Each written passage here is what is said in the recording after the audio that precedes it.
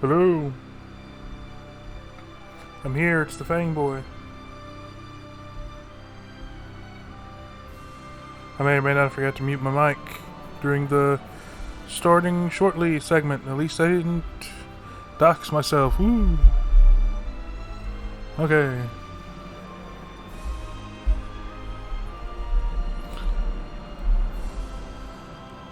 I'm going to let people know as they come in, but I'm feeling a little under the weather. So if I suddenly mute myself, it's probably because I'm coughing my lungs out of my chest. Yay. Like, my throat's not sore. I'm not terribly congested. It's just all in my chest.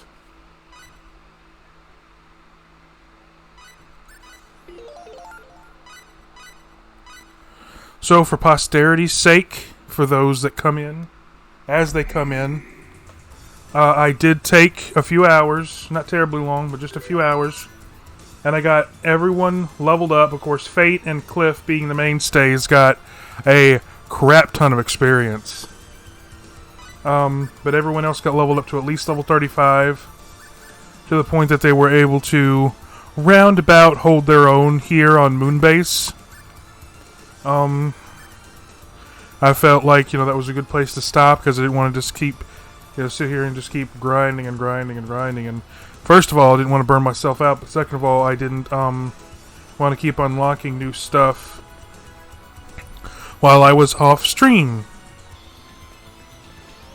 So, Fate and Cliff both have two of their, they got new abilities at level 50, which are pretty strong.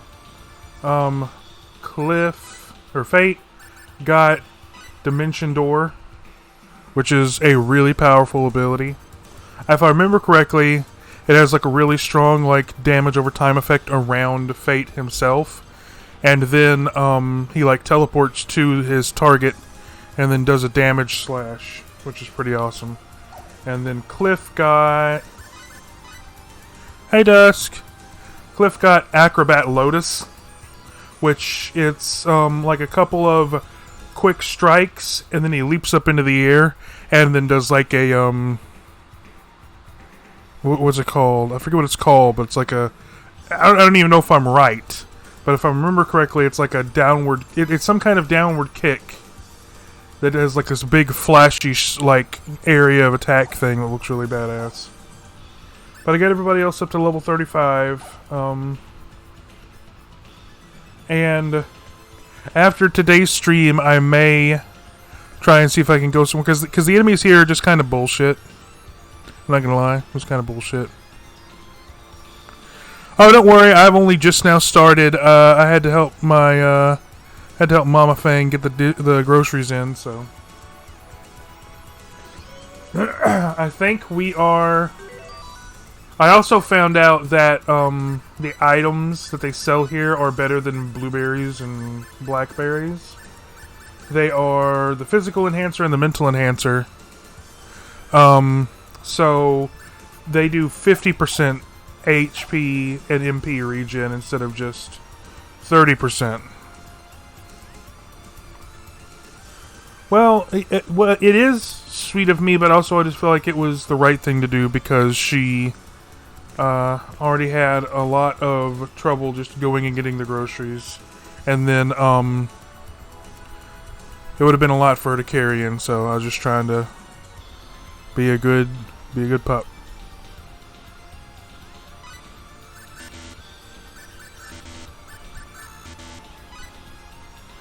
I think the anaphylactic is supposed to be the this level's of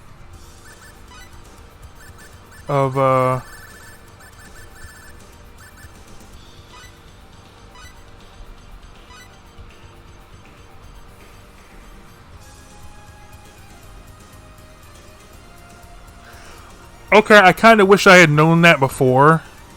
So apparently, this shit right here will either cure incapacitation on your other two teammates, which I guess is like the equivalency of the whole team, because the person who's up obviously doesn't need it.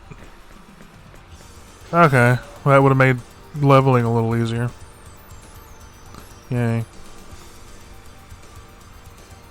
Oh well, we're learning as we go. I believe. Oh, also, part of the reason I found a new weapon for Fate. It's called the laser weapon. Oh wait, no wait, did I find that on or off? I found that on stream. I went through and I got everybody the current high level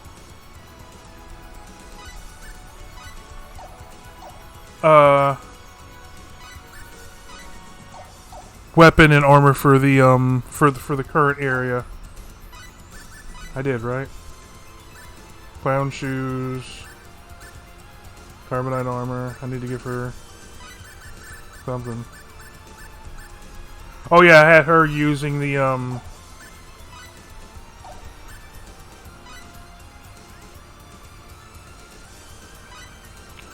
was using the clone generator for her for a while there. Okay, I think now, in order to continue the story, I have to go back the way I came in.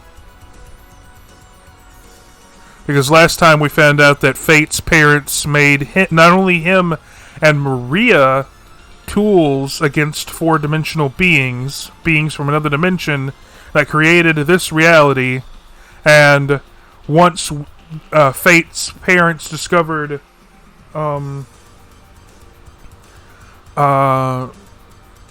like runological genetic manipulation through runology, basically etching runes into DNA. Once they started studying that, they the four-dimensional beings decided, okay, it's time to destroy this reality. Or no, I think they're gonna destroy Earth and all over advanced civilizations. I'm not exactly sure. I can't remember. Refer to previous Star Ocean stream, or just look up the cinematic on YouTube. But essentially, they used Maria and Fate. Fate got the rune of destruction, and Fate got the rune of alteration. So that they could take the fight to the four-dimensional beings, and they needed that wouldn't have been enough. Because the time gate is a doorway to four-dimensional space, but it doesn't open for anyone that isn't a four-dimensional being. For everyone else, it just sends them through time. Which is kind of weird, because in Star Ocean 1, they actively asked the time gate to send them back to a certain period of time, and it obliged, but whatever. So it seems less like a defense mechanism. I don't know. We're just gonna I'm gonna continue with the explanation. So they needed another rune, so they gave Sophia the rune of connection, so that she can connect the two dimensions. And so all three of us are basically guinea pigs. But it's not like they had any choice. So now we must go to the planet Styx to find the time gate.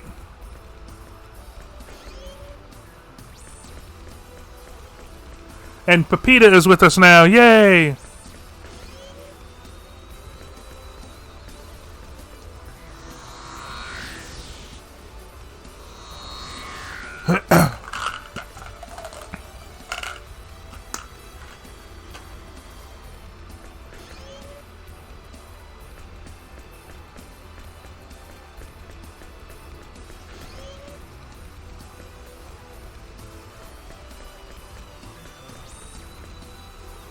So I found out this. So I thought last time that the captain of the Aqua Ellie could have potentially been Pepita's father. Because she said that her mother was, what are they?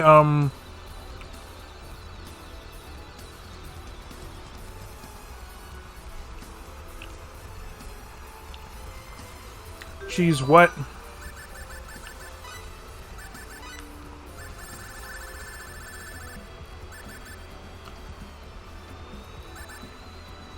Is it Valbasian?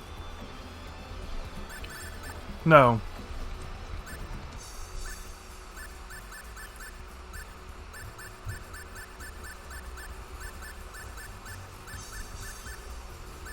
Maybe it is Valbasian. No, Valbasian's the other guy.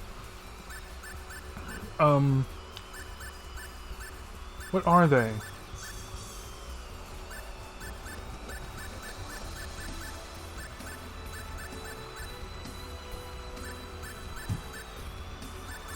What is Pepita?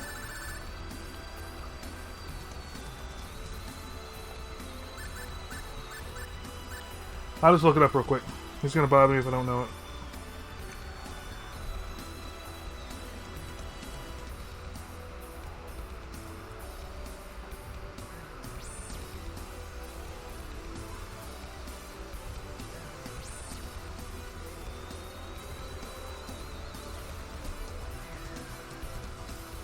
Yeah, I guess she is Valbasian. Huh. She's Valbasian. They're more flexible and they have more muscle mass. I think that was it. Anyway, her mother is Valbasian and her father was supposedly an Earthling but regardless, she said he was a soldier in the Federation Army, like the captain of the Aqua Ellie. They have similar skin tone, and they both have gold hoop earrings on the same ear. And you would think, okay, but that doesn't necessarily mean that they're related. That doesn't mean he's her father.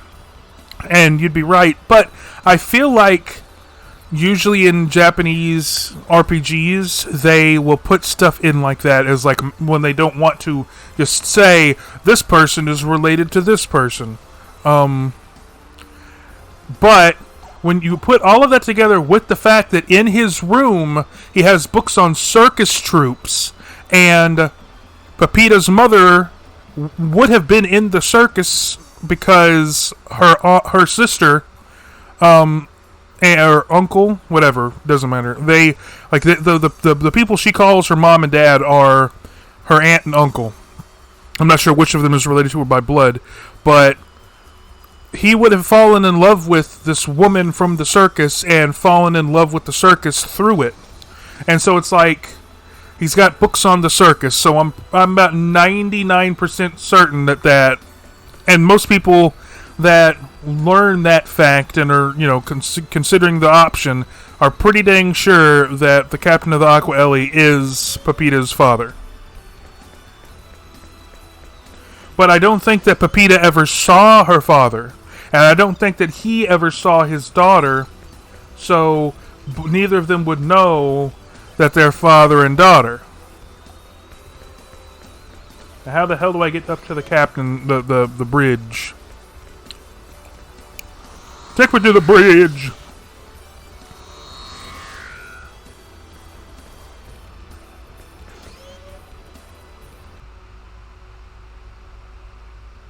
We're back, Commodore. What took so long? We were busy picking up your daughter. Any interference from the executioners? A little bit. We kicked their ass. With the help of your daughter. But we made it. With the help of your daughter. Indeed. Glad to have you back safely. Sorry that my little dude's freaking out. I have my fan on, and I guess it's picking that up.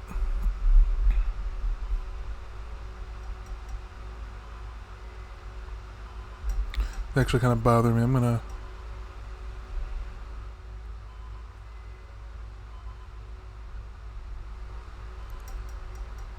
You are going through my snowball, aren't you? Hello? Me? Yeah, it's going through the snowball. Let me,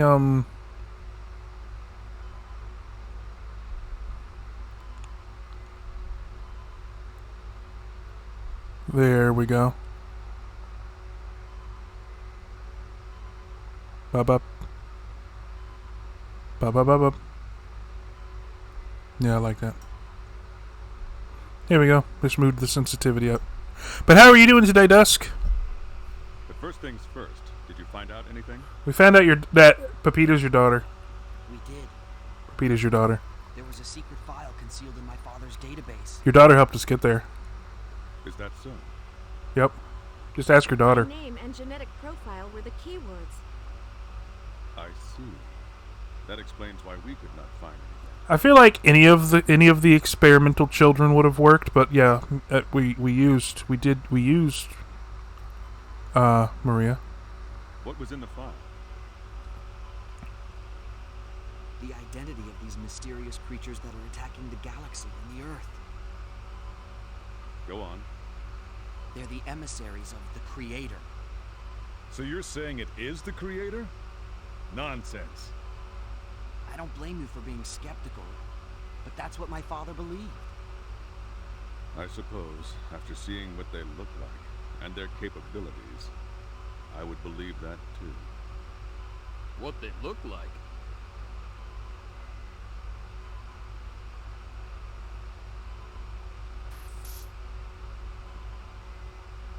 Yes, based on their size, it's easy to see that they surpass Federation battleships in offensive and defensive capabilities, as well as speed.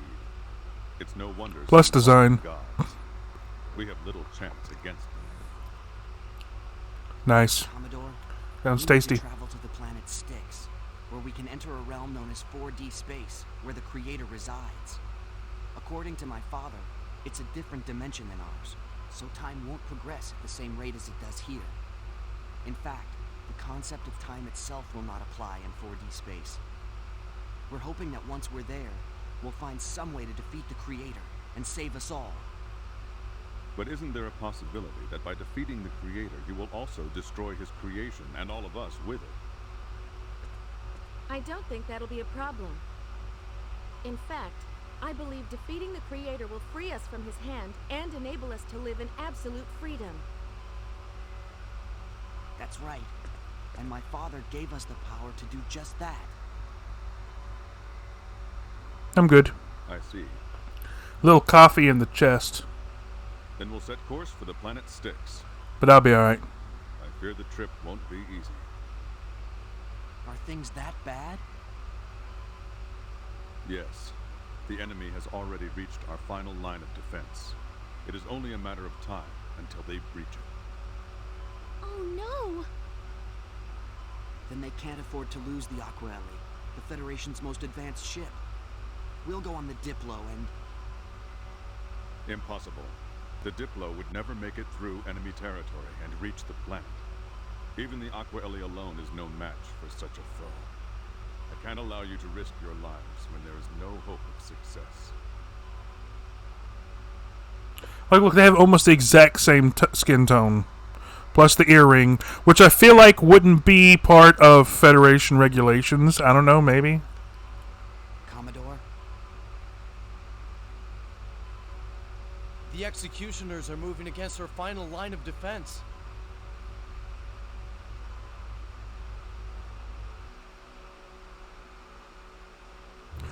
Ooh, another badass fight.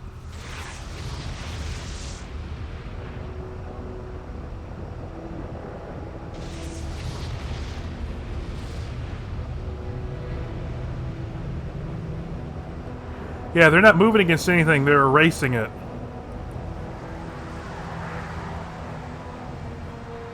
The executioners have reached our final line of defense. They are now approaching the Earth at warp speed 12. We are reading a strong energy emission, magnitude 3. Projected target point, New York. Raise planetary defense shield to maximum.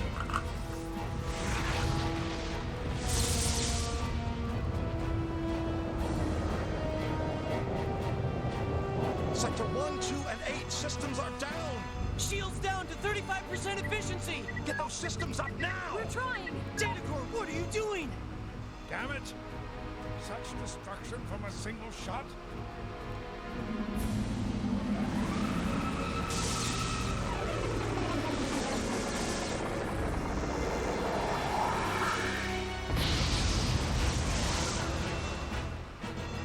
A powerful energy emission is coming from an enemy executioner. The reaction is in excess of energy magnitude 3. No, wait, magnitude 4.5. There's no stopping it!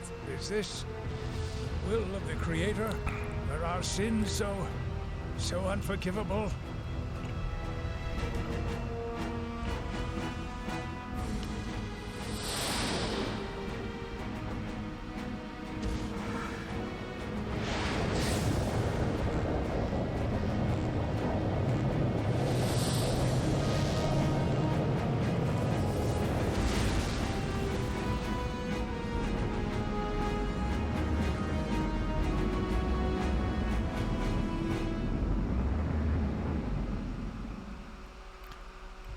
So yeah, I'm all aboard plan. Let's get the hell out of here.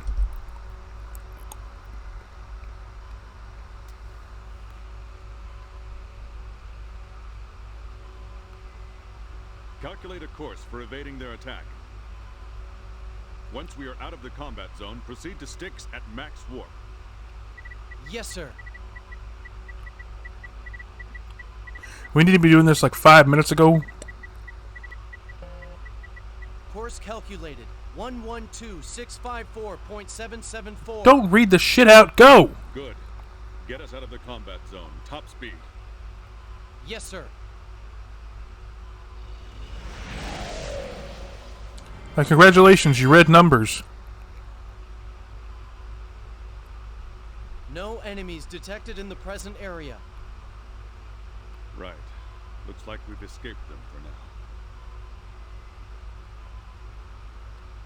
You all should get a little more rest. Okay. I like how Nell's just in the back like, I don't know what the fuck's going on. Wouldn't you? You look me in the face and tell me you wouldn't be having a panic attack over this shit.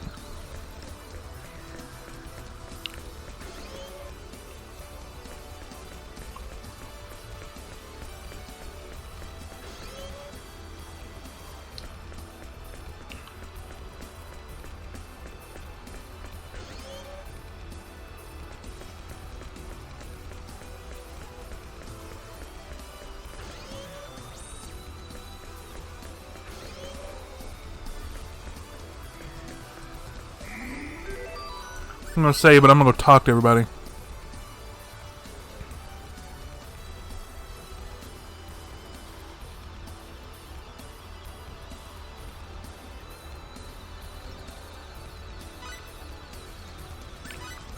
Well, look at my frickin' projection of myself from the library. Right there on your screen, bottom right.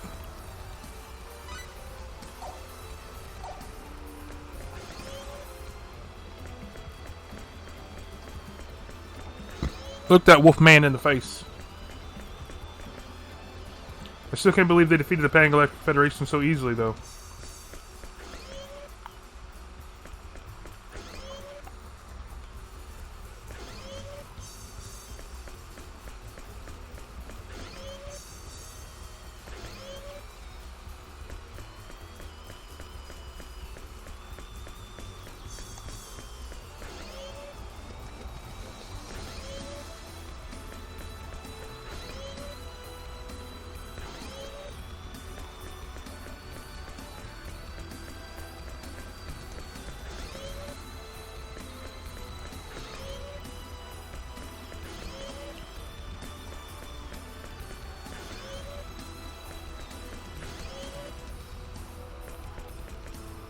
I'm the one who decided to fight of my own free will. I took up arms for what I believe. Dr. Lion-God and his team had nothing to do with it.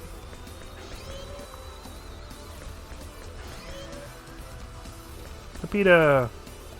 People who do bad things just need to be punished. Don't you think so, Fate? You need one to teach these 40 beings that you're not supposed to steal or pickpocket or con or murder or do any of that other stuff that people don't like? I don't get it. I swear I love Pepita. She's too pure for this world!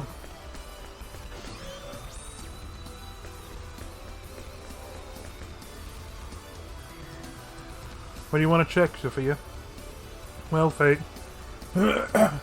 This is what I'm talking about, the Planetary Departure Bureau's database. The Planetary Departure Bureau database is playing the Federation? Yes. They might know where my dad and mom went. They might also know where Aunt Ryoko is now. I see. Did you find something out? Nothing for sure yet. Aunt Ryoko's name wasn't on the list of rescued missing people I got from yesterday's search. I did find out that my parents are trying to get to Aruba based on the shuttle departure records, but that shuttle... Okay, I see what you mean. I don't want to think about it, but I guess we have to be ready for the worst. This doesn't mean there's no hope at all. Here, look at this. Apparently they just rescued some more people from the sectors around Haida, including 2 people who just might be Aunt Ryoko and my dad. What? Is that right? Would I joke about something like this? Then we have to look into this. Exactly. It's still too soon to give up.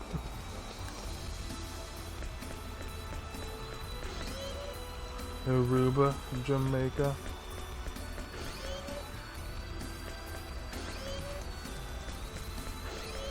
Let's go to Kokomo.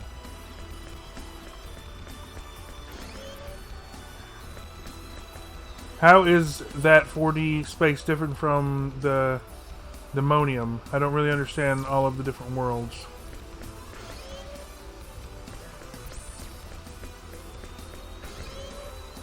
Okay, now I have talked to everyone. I am going to go and sleep. I don't see why it would have been so difficult to have everybody just on one side. You gotta go through so many freaking doors.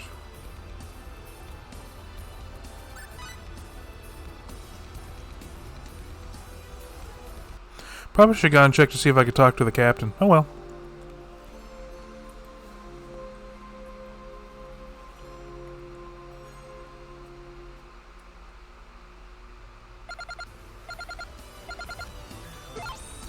We've arrived at the sector surrounding Styx, but there's a problem. Report to the bridge, please.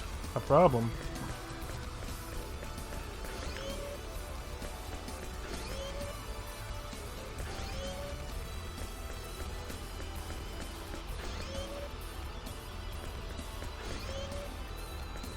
I can't remember which room that Cliff was in. I want to see if I can talk to Cliff, but I don't think I can. I gotta go talk to the captain, man.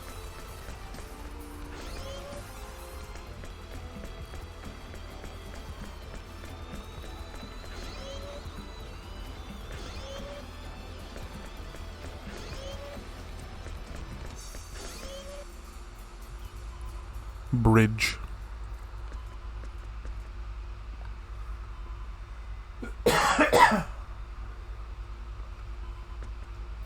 Commodore, 17 minutes to the planet Styx.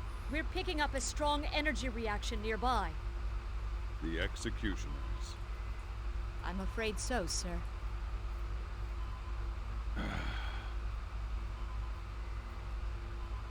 I am sorry, but it seems we will not be able to transport you down to the surface. You want us to give up? Please, I've said nothing of the sort. You'll go to Styx by shuttle before the Aqua Ellie enters orbit. Commodore, what about you and your crew? Okie dokie. Okie dokie. Okie dokie. Okie dokie.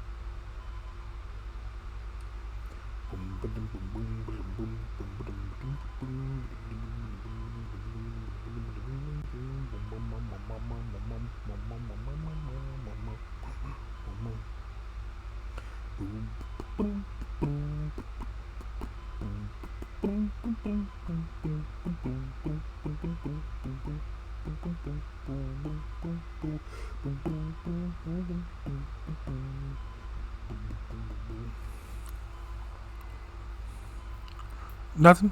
I was checking messages and such. Excuse me.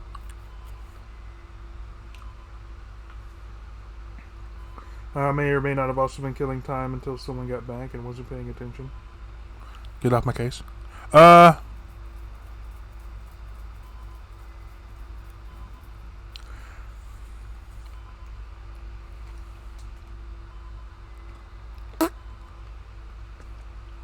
That's already been decided.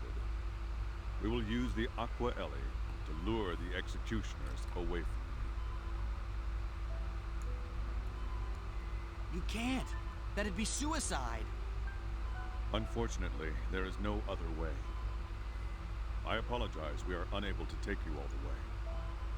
But don't worry, we won't sit here helplessly waiting for our destruction. They shall face the greatest power the Federation has. But...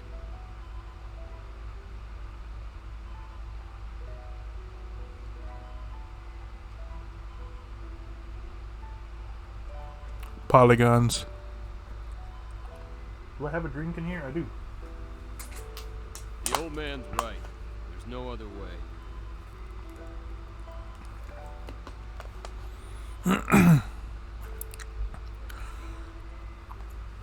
I really need to change that.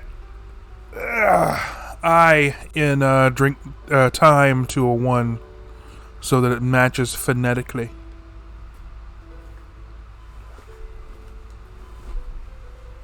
I'm afraid so.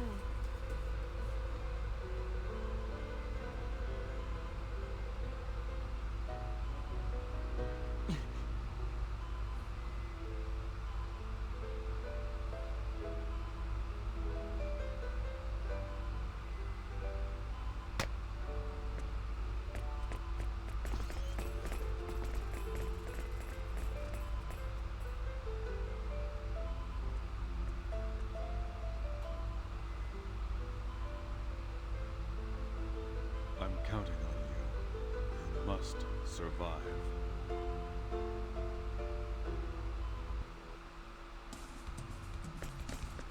Also, the weather was kind of choppy here earlier, so if the power suddenly goes out, like a stream just suddenly cuts, it's probably because the power went out.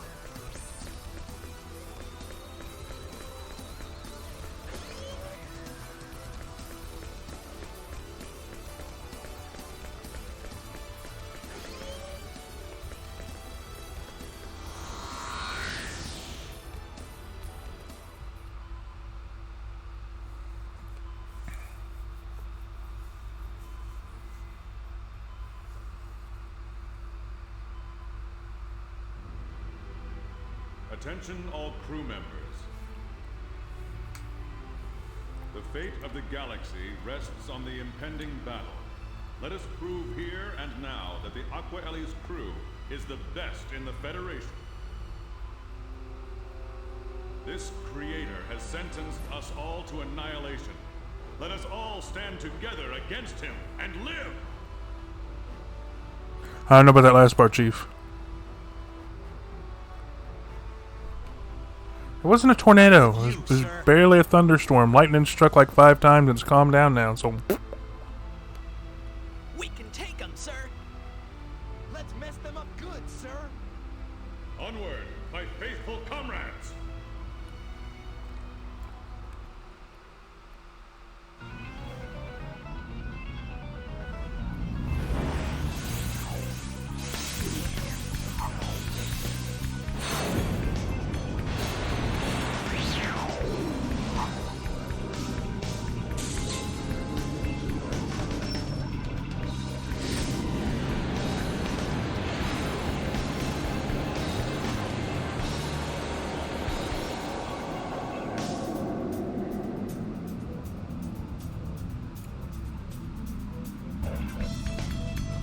I'm about to say, did they actually take one out?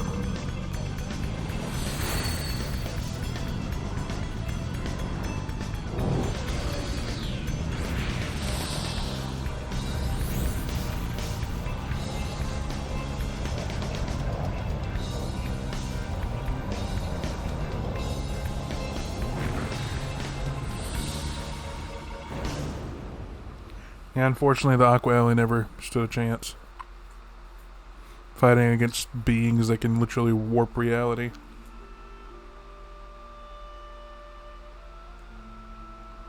I'm no longer picking up the Aqua Ellie.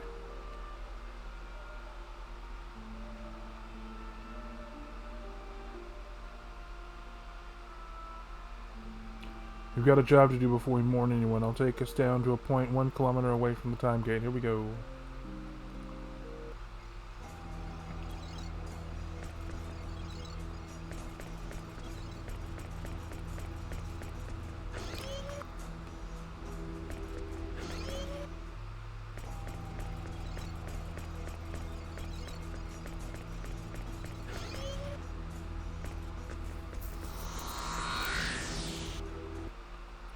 I'm sitting there thinking, like, a door's not a thing anymore.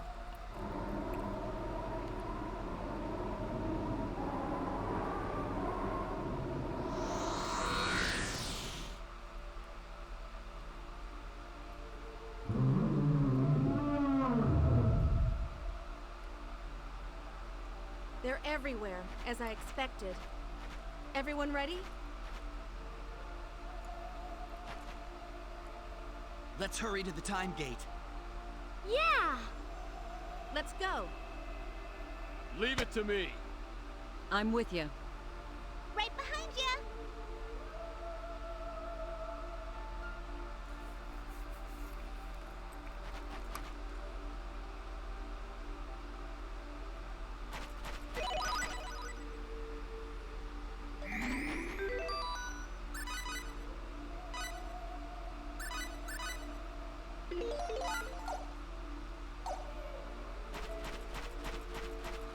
I should still be strong enough to kick their ass, but I don't know. I guess we'll find out. I know Cliff and Fate should be.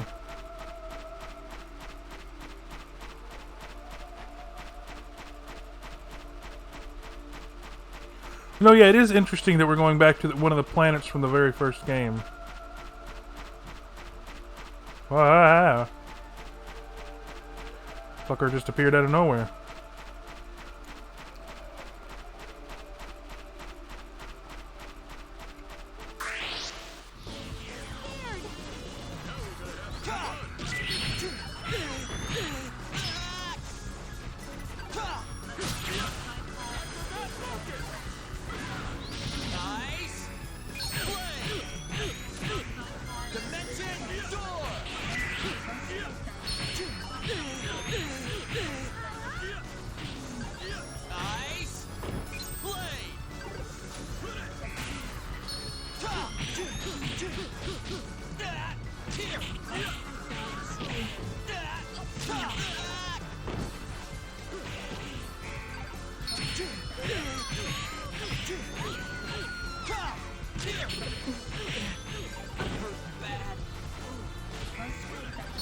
Okay, so remember how I thought that I was going to be able to handle this? Yeah, apparently I was wrong. The hell is physical enhancer?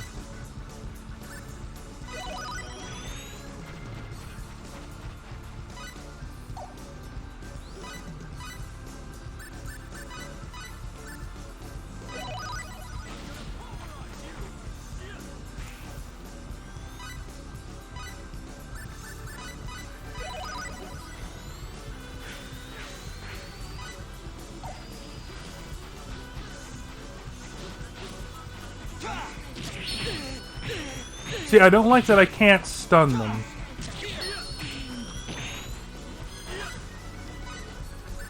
Let me get the thing out. What is it? Analeptic.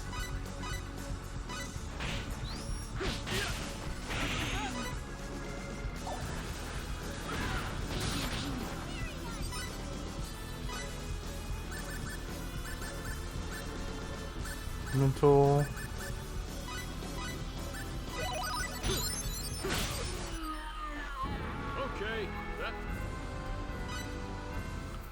Well, at least they give a ton of XP.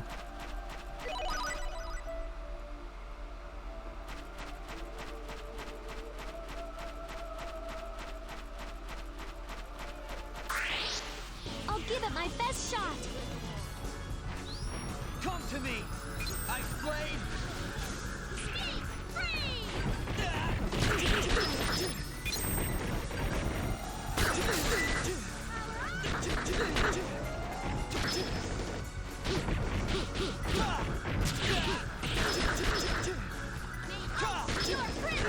These guys are half the reason that the leveling up was so difficult, because they just keep attacking and attacking and attacking. It's friggin' stupid. How are we looking? Okay. Birdie. Ice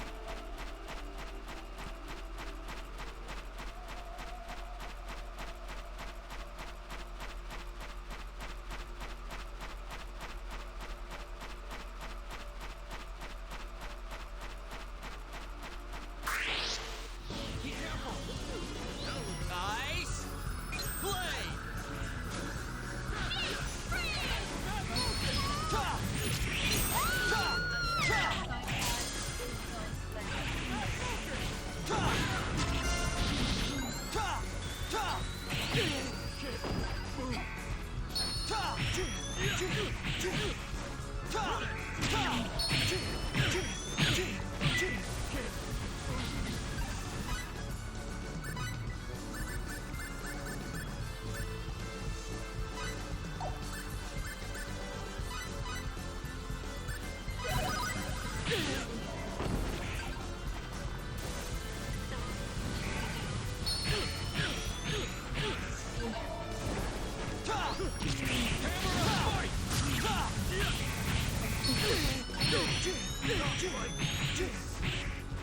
Come on.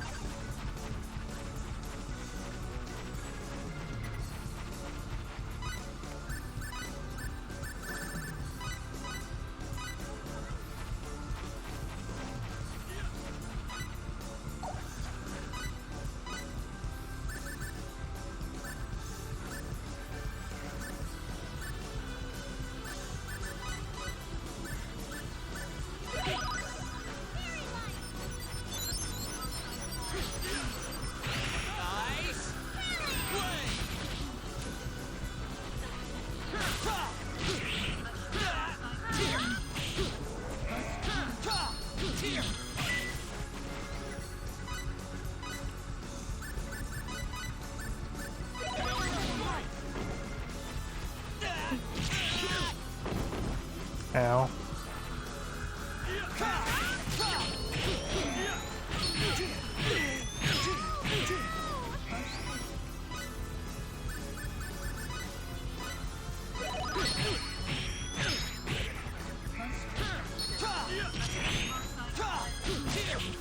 Okay. Now let's get going. Ooh, lots of fool.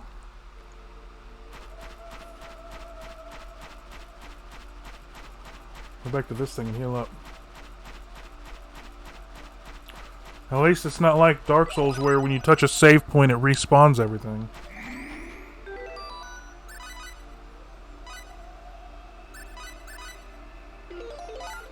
In case anyone is wondering why I'm going back and forth between two save points, it's in case the game crashes or I lose power while I'm saving. That way, if that save file corrupts, I'll have the other one to go back to, which shouldn't be too far behind.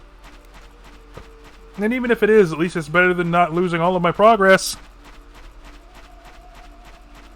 Though I should still be able to download the saves from the cloud. I'd rather not risk it. Okay, let's see if we can fight these guys. I'll give it my best shot. Bring it on.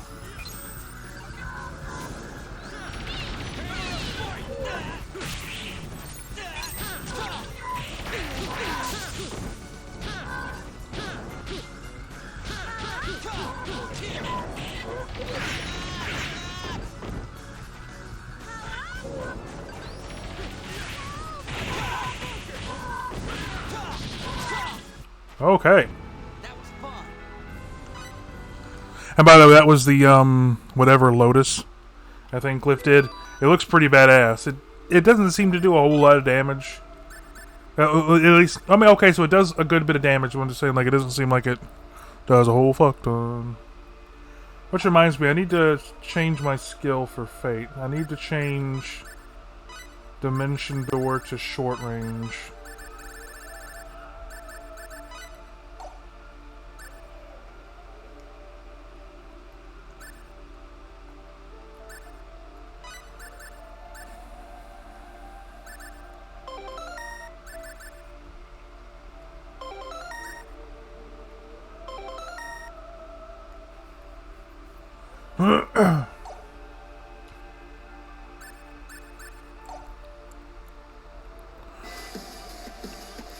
Woo! Welcome on in, Smiling Jay. Thanks for the raid. Welcome on in, Raiders. My name is Inkfang. I am a hapless former wizard's apprentice trapped in a nearly infinite magical library, and when I'm not, dissenting into madness or trying to find a way to escape, I stream games and make memes. And once I made art on stream. It was fun. But gonna be doing more of that in the future. But hey, welcome on in. Smiling Jade, do you mind if I give you a shout out? Is that okay with you? One of my friends is trying to normalize asking permission before shouting at people just as a courtesy. So is that something you're okay with?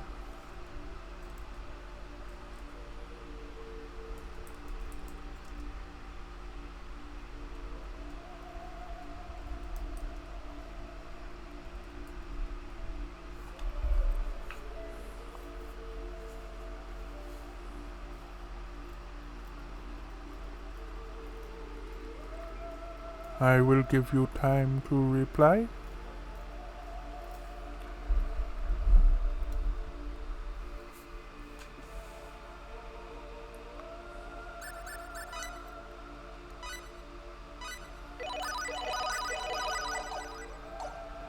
At least we're able to beat the big demon dragon looking dudes.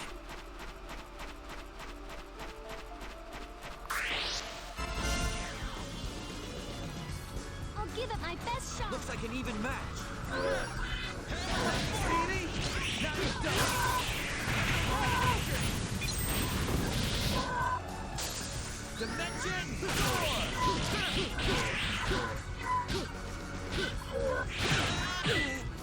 Okay, that's a new one.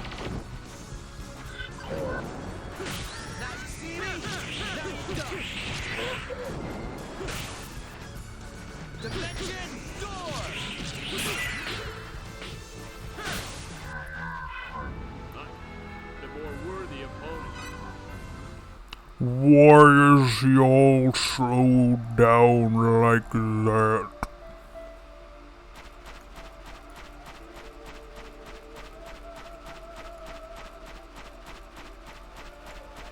I also have no idea where the time gate is, by the way. So not only am I fighting these dudes out of... Ooh.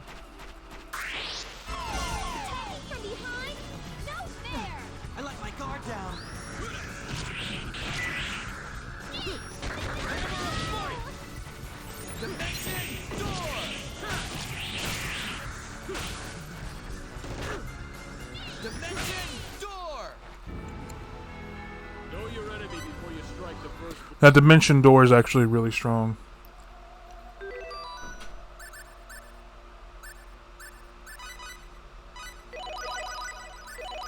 The only downside is it does drain a good little bit of HP.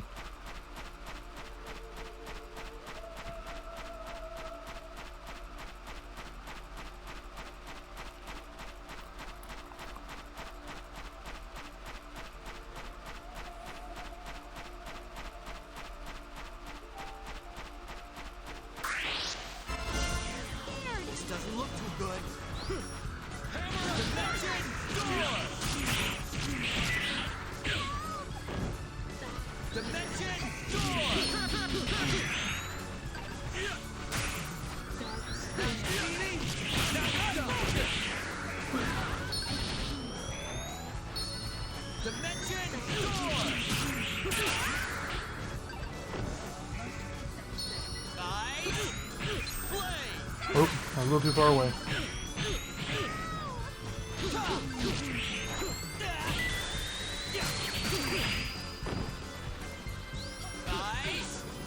Not what I wanted to do.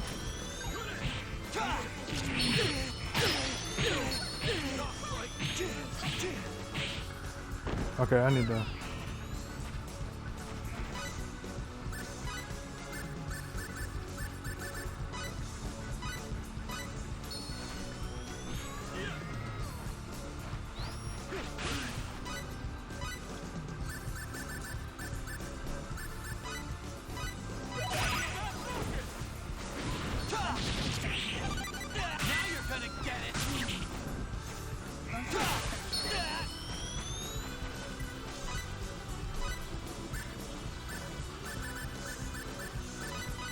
I should have bought more fresh sage.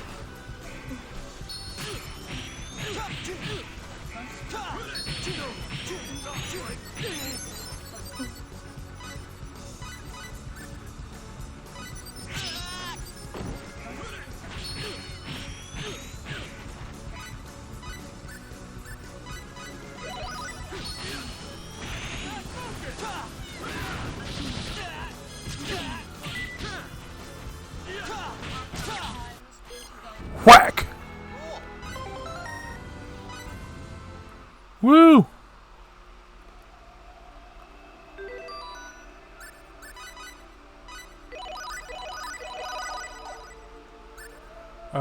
Items.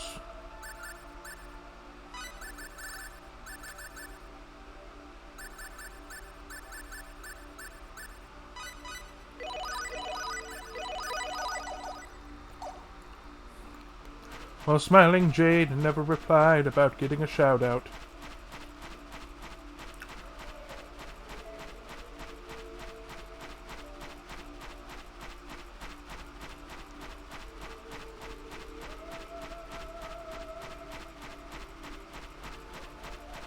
But it was still very nice for them to raid me. I feel very special.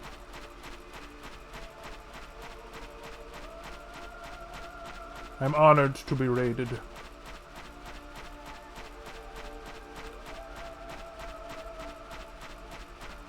I really need to stop wasting my... I could have just ran back to the thing and got my HP and MP back that way. That's what I'm gonna do from now on after fights.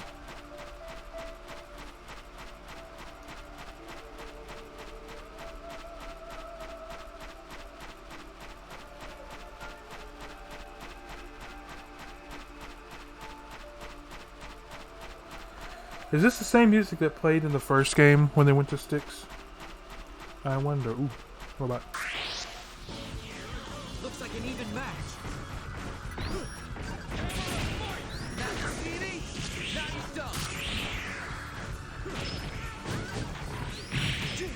Can we? Oh, he's got my number.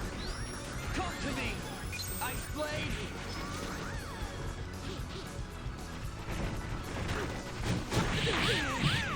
Yeah, I hate these enemies. These enemies are absolute worst.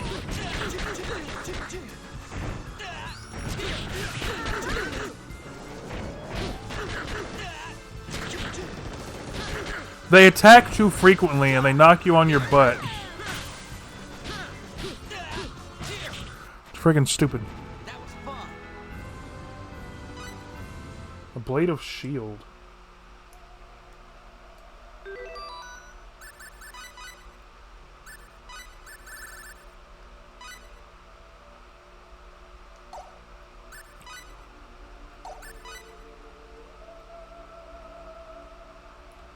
I'll take it.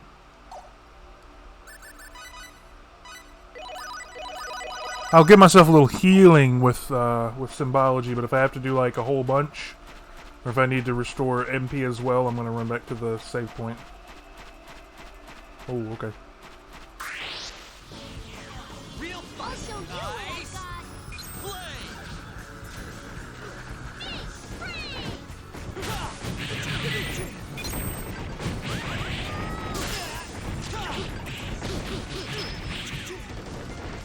Yeah, fighting two of them is the worst.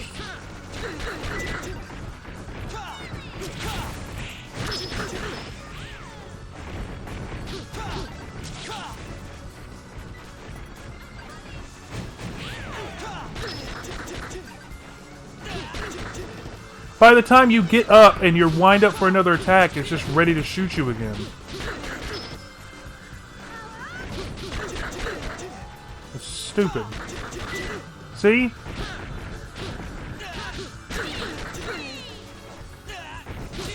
I had to put up with that the entire time I was trying to level. I freaking hated it.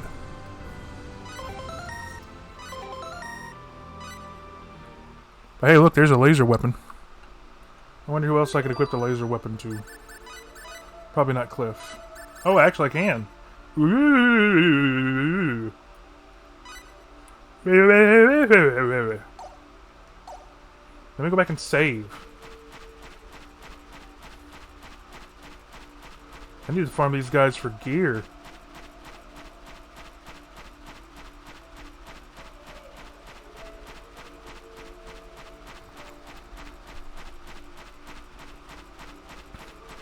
Heads up, everyone. You are no longer being fought. You are being farmed.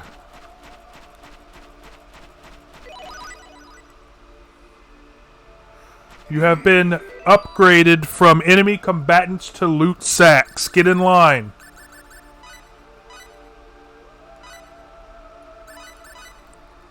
It's like you've been promoted to customer.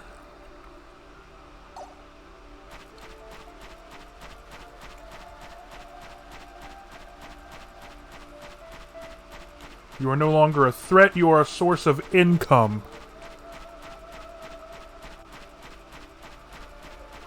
Yeah, Dusk, you know how I am with farming. My Destiny 1 and 2 profile also knows how I am with farming.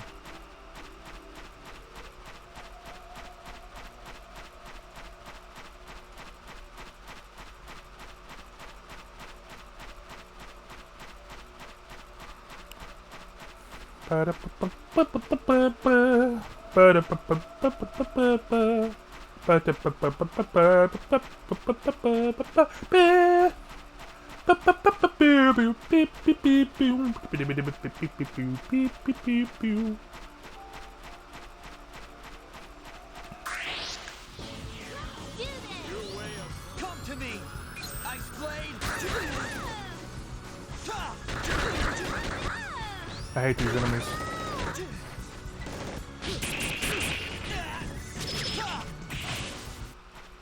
Nice. The double stun lock.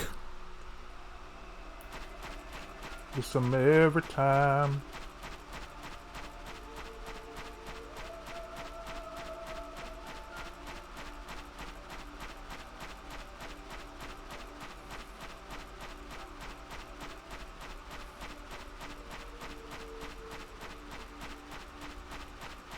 The music here definitely reminds me of the music from the, was it Hidden Forbidden Holy Ground, the chapel from Dot Hack.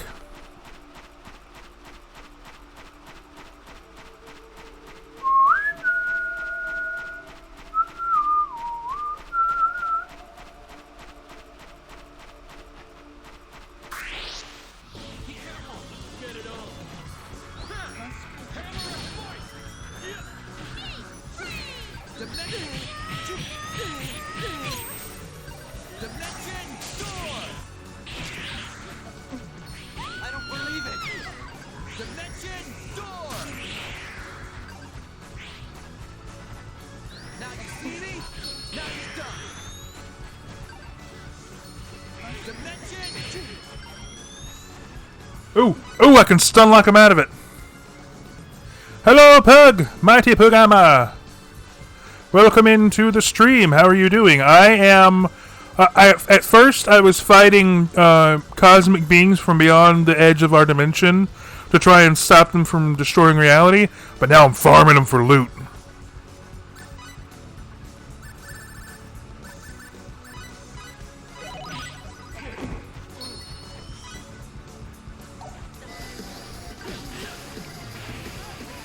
Whoa, hold up. Vex Raid, Vex? Thank you, Vex. Welcome on in, Raiders. My name is Inkfang. Most of you know me, some of you do not. I'm a former. I'm constantly rewording this. Okay, so I am a former Wizard's apprentice trapped in a nearly infinite. And thank you for the sub with Prime, Abraham Rickards. But I am a former Wizard's apprentice trapped in a nearly infinite magical library. And when I'm not descending into madness or trying to find a way to escape, I play games, make memes, and sometimes do art. And today we are streaming Star Ocean till the end of time.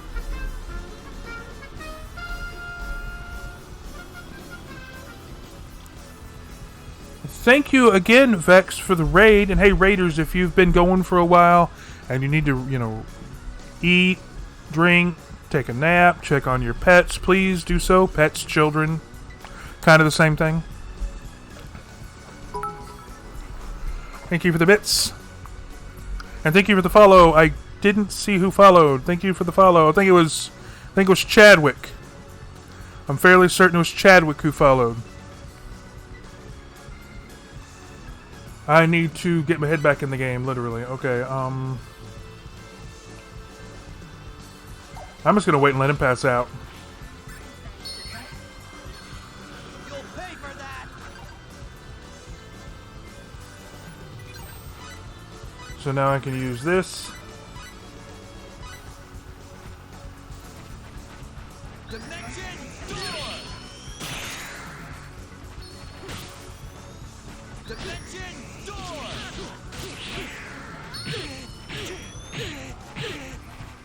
Dimension door. Oh, come on. Ice blade. Hey, Cliff, you're gonna need something.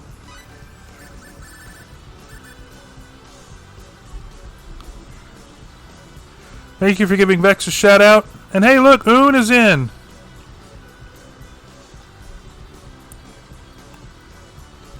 Thank you, Vex. Stay safe. Take care of yourself. Love you. You're the best.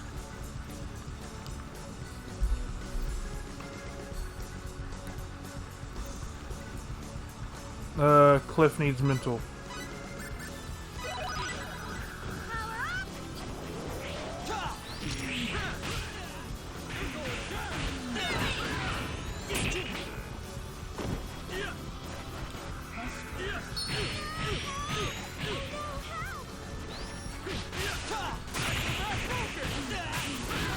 I'm not gonna lie, Acrobat Lotus looks a lot bad. Looks like really super badass. Ooh, okay.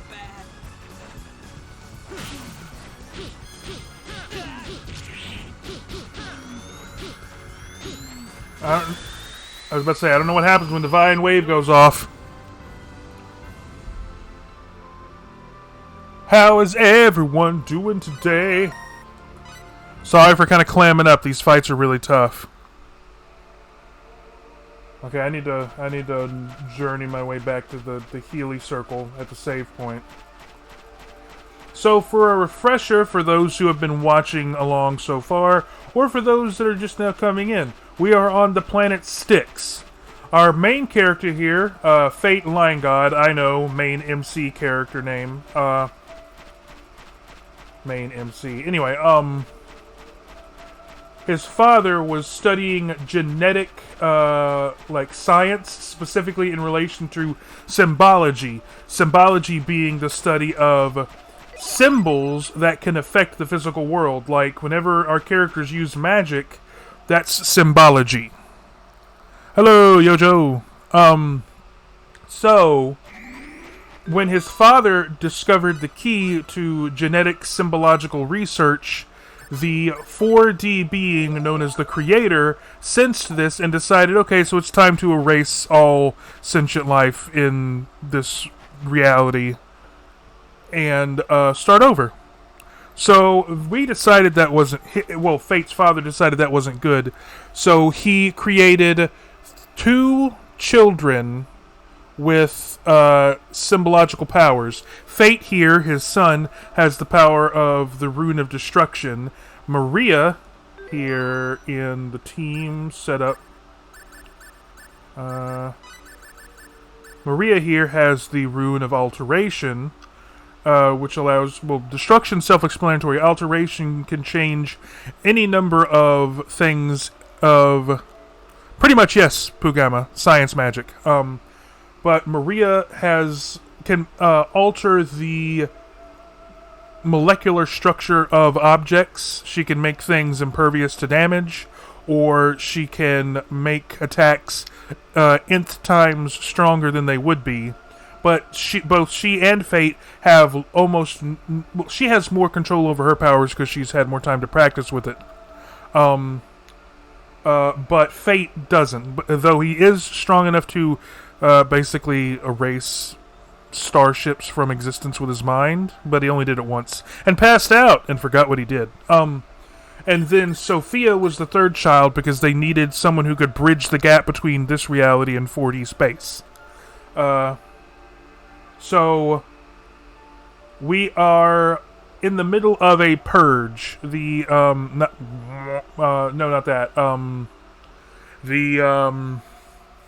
Creator has sent his emissaries, known as the Executioners, to destroy all sentient life in the galaxy, which is who we're fighting, the Executioners. And we are on Planet Styx trying to find the Time Gate, which will allow us to step into the 4th dimension. And I know a little bit more about what's going to go on with that, because I've beaten the game once before, but I'm trying not to spoil.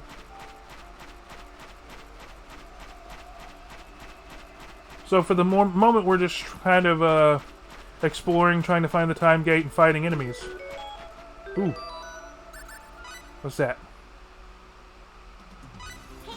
Preparedness now saves Crude ring made by Balbados. And there's an inventing mechanic in the game that we're not really able to capitalize on at the moment. But soon!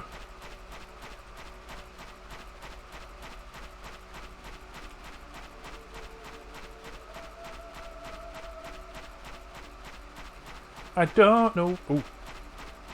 These guys just kind of come out of nowhere. There's no turning back now, is there?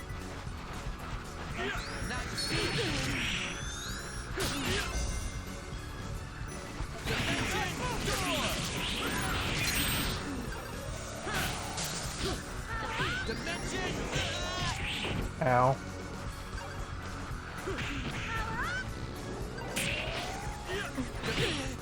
Ow.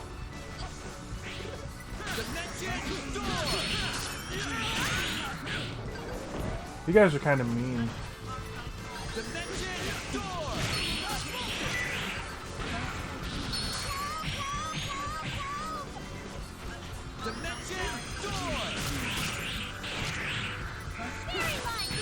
I'm kind of hard spamming Dimension Door because it's the only thing I have that can reliably stun lock them.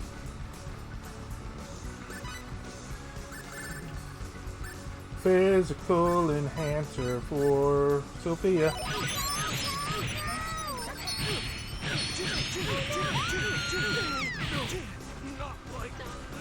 Whoa, okay. I gotta be careful now.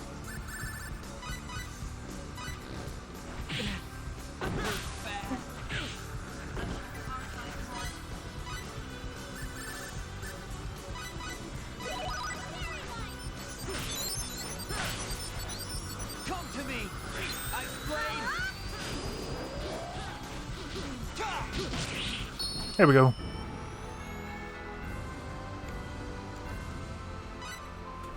Yeah, these guys are kind of bullshit. But I guess they're also kind of supposed to be because they're emissaries of the being that created the universe, so... Do I have food that will,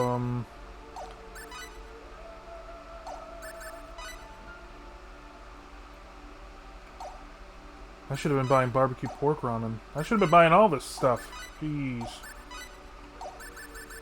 Okay, we'll give him the barbecue pork ramen. I'm definitely going to be buying a lot more stuff when I get back. I didn't realize the food was that, like, all of that different food did so freaking much.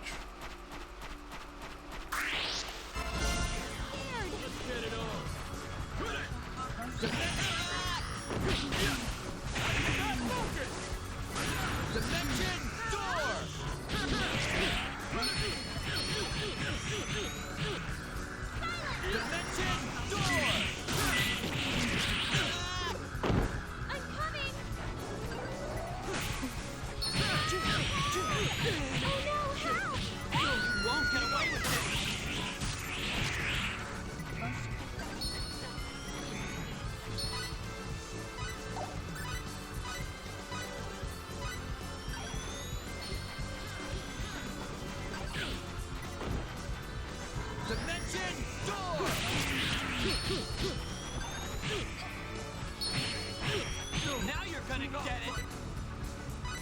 Yeah, see, I don't like enemies that do stuff like this, where it's just like, oh no, yeah, we attack a whole super bunch, and we do a whole bunch of damage, and I just don't like it.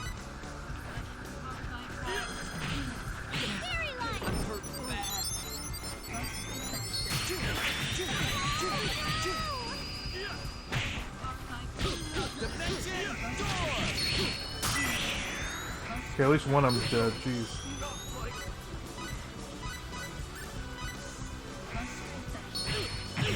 Are you serious?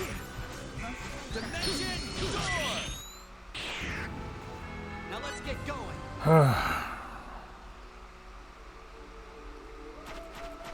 Okay, so now I've got to wander because I have limited healing items and I can't go back and get more. I have to run all the way back to the save point so that I can heal up. And yes, it's going to drag this out, but I would much rather do this than potentially run out of healing items and have to, like, reload anyway. And eventually we're going to find the time gate and progress the story. Also, sorry everybody, I'm a little under the weather.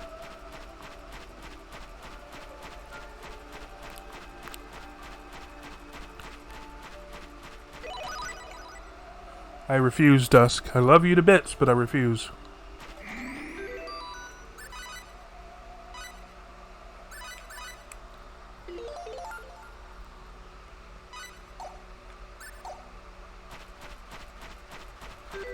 I also need to see if...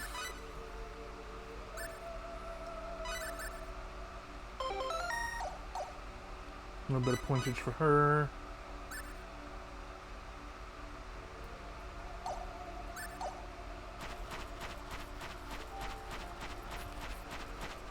Yeah, tell me about it. I'm doing a lot better now than I have been in the past. I need to see if I can take some more Alka-Seltzer here in a little while.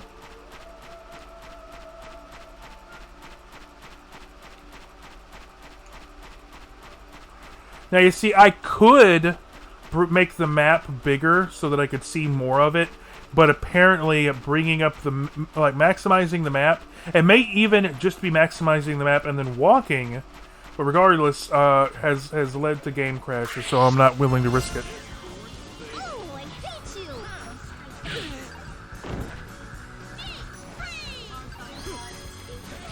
Dimension door.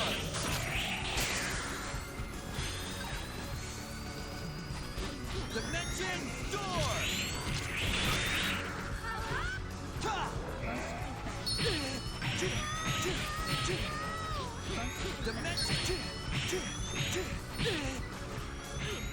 Dimension door.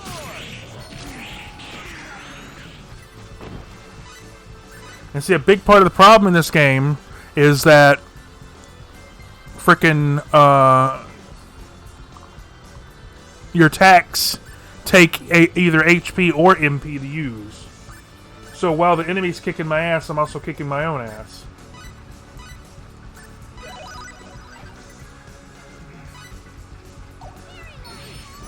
Thank you.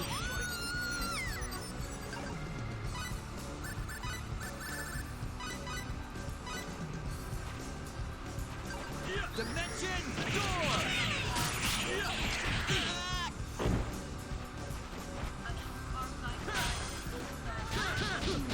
Dimension door.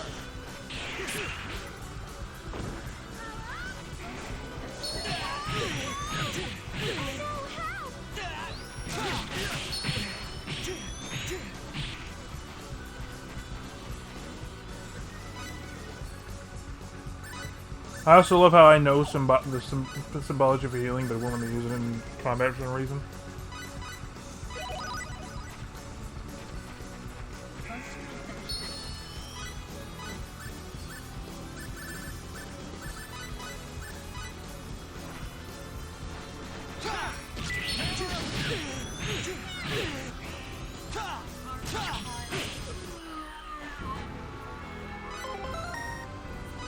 At least she's leveling up.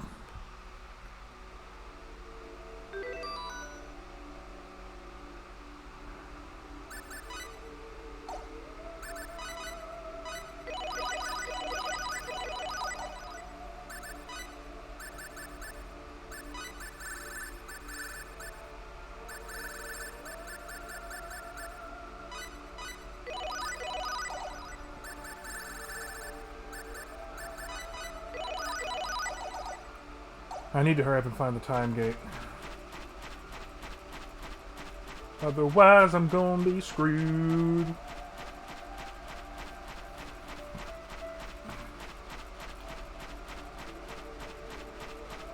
Whoa, okay. Guys scared the piss out of me. I'll show you what I've got. Dimension door!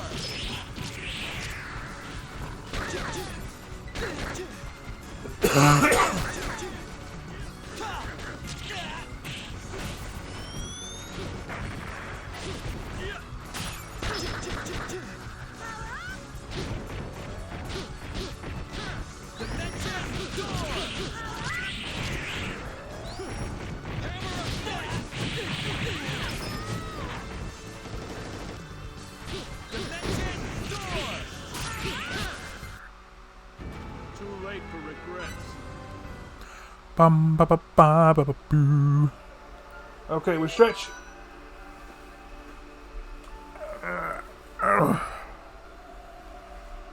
We take a little sip of our drink.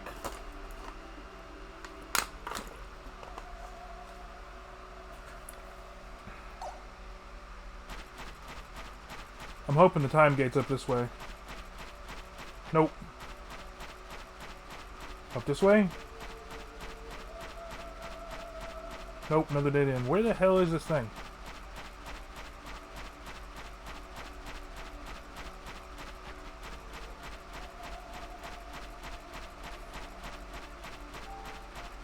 Time gate, I need the time gate.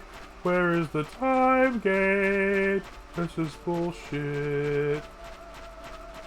Bum.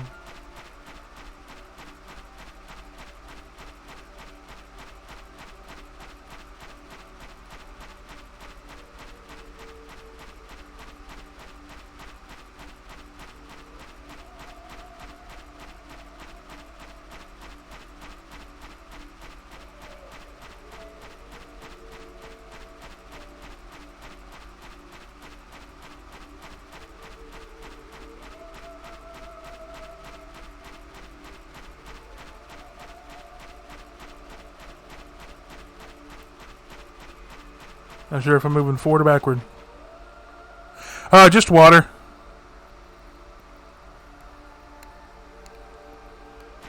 Just water. I was late to stream, so I didn't really take time to make an energy drink. So I may make one here in a little bit. Okay, I think this is... Well, obviously this is the way to the time gate.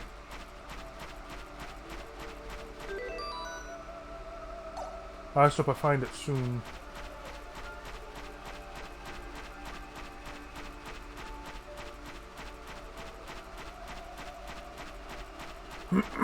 Cool, it's just a big circle. And I'm sure there'll be a freaking boss fight before the time gate. Okay, there it is. What is this thing? Time gate!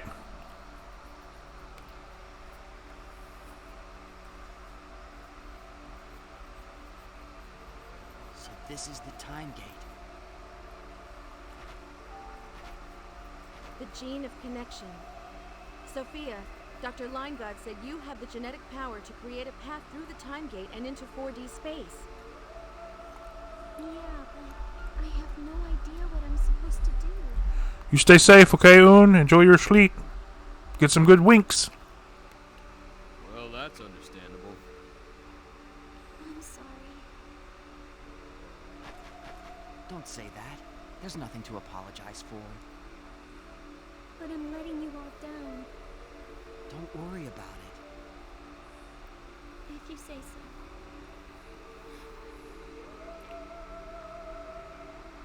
Sophia's powers haven't manifested yet. I know. Well, we won't get anything accomplished just standing around here. Let's check out the gate. Good idea. What is it, Sophia? My head hurts. Are you okay? I'm just getting in the way, aren't Nah. Not at all, Sophia. And don't be afraid to say when you're hurting.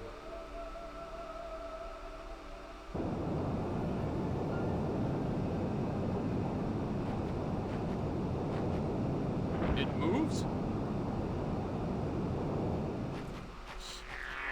This is how it normally operates. Bullshit.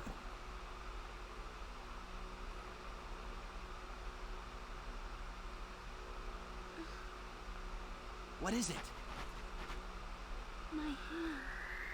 It's hot.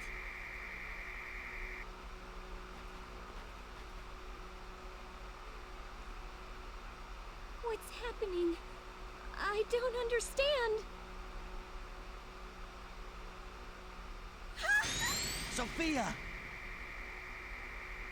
I mean, it's not like your genes have been modified with some biology to allow you to, connect two dimensions at the thing we're standing at, Sophia. She's manifesting. Don't manifest in public, Sophia. You okay? I think so.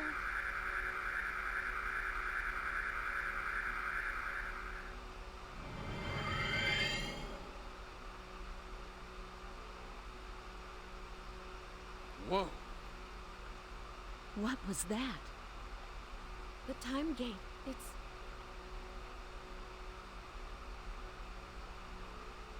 It's been hacked. Hell is that?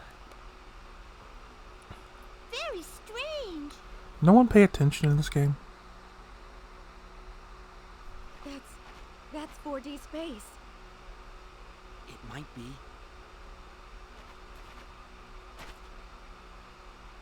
It is. How do you know? I don't know why, but I can sense it. Yes. This is 4D space. Yeah, I can sense it too. Something deep down inside is telling me that too. I have no idea what you're talking about, but I believe you. Gotta love Pepita. Best girl. If you all feel that way, it must be. That means the creator lies somewhere beyond this gate.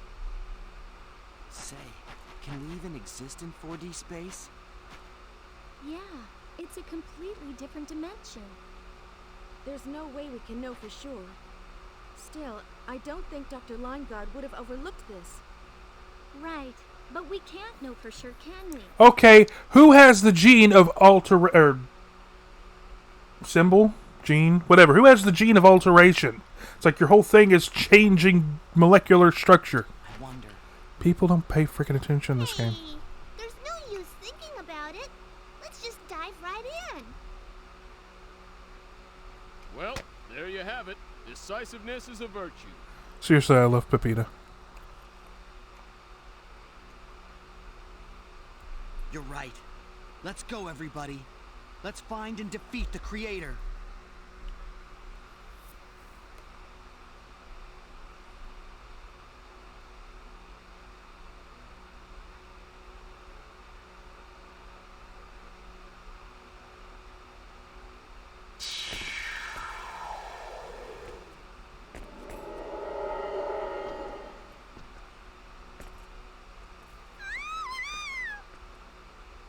Maybe coming out with your sword drawn wasn't the best plan? What the? Something came out of the Eternal Sphere display. Cool. Is that a new feature? Where are the executioners? No clue, but this must be 4D space. Oh, you know what? Funky new music. You know what that calls for? Dancing Fang. Look at him go. Look at my little... Ewan made this, everybody. My little Dancing Fang. Wow, we made it here safely. What a relief. It sure is. Hey, wait a minute. Isn't the enemy's home base supposed to be a little more tense usually? You can say that again. What is this place?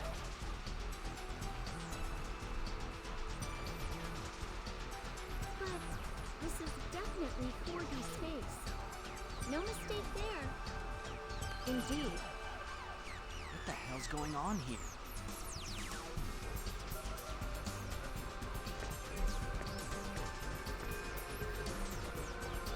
Hey, did I hear you say executioner? Yes, you did. Who are you? Vlad Garand. That's not exactly what we meant, kid. Hey, don't worry. I'm not one of the bad guys. Sure about that? Come to my house. I think you may find out what you want to know there. Well, he doesn't look particularly dangerous. True. Maybe we will learn something. That's right. Right. Okay, let's go. It seems like he knows something about the executioners, and we've nothing to gain from staying here. Nothing ventured, as they say. That's true. It's decided then. Hurry up, or else security will come. Come on.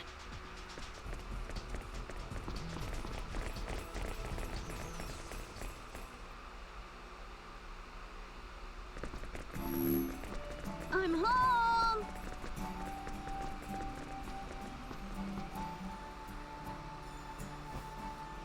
Welcome back. Vlad, who are those people? And what's with those weird outfits? Huh? Oh, they're just friends. Friends of mine. Friends.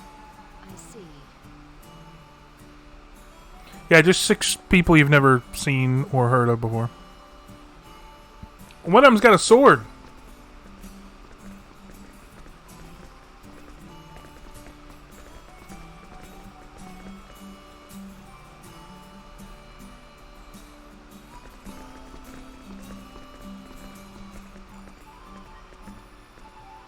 So, what's your full name? And where were you born? My name? Mm-hmm. Why do you want to know that? Nothing much. Just something I want to check. My name's Fate Line God. Yeah, but is that like your full name? Do you have a middle name? Is that a thing in Japan?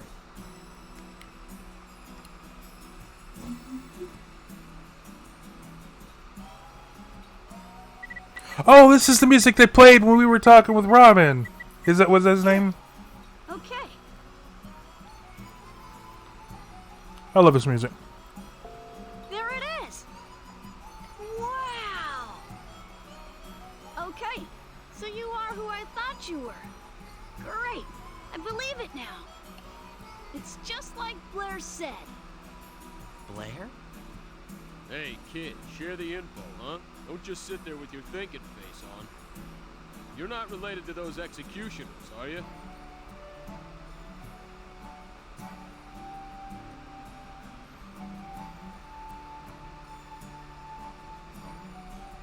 No, not really.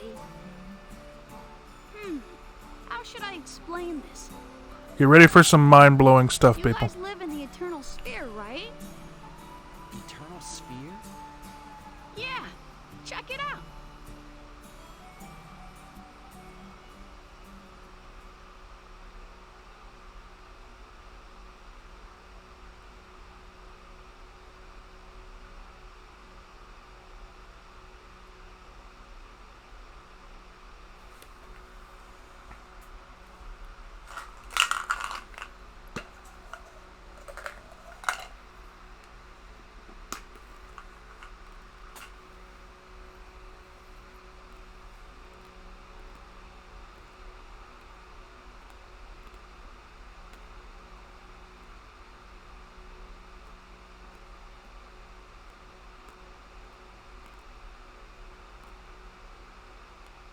Hey, that's...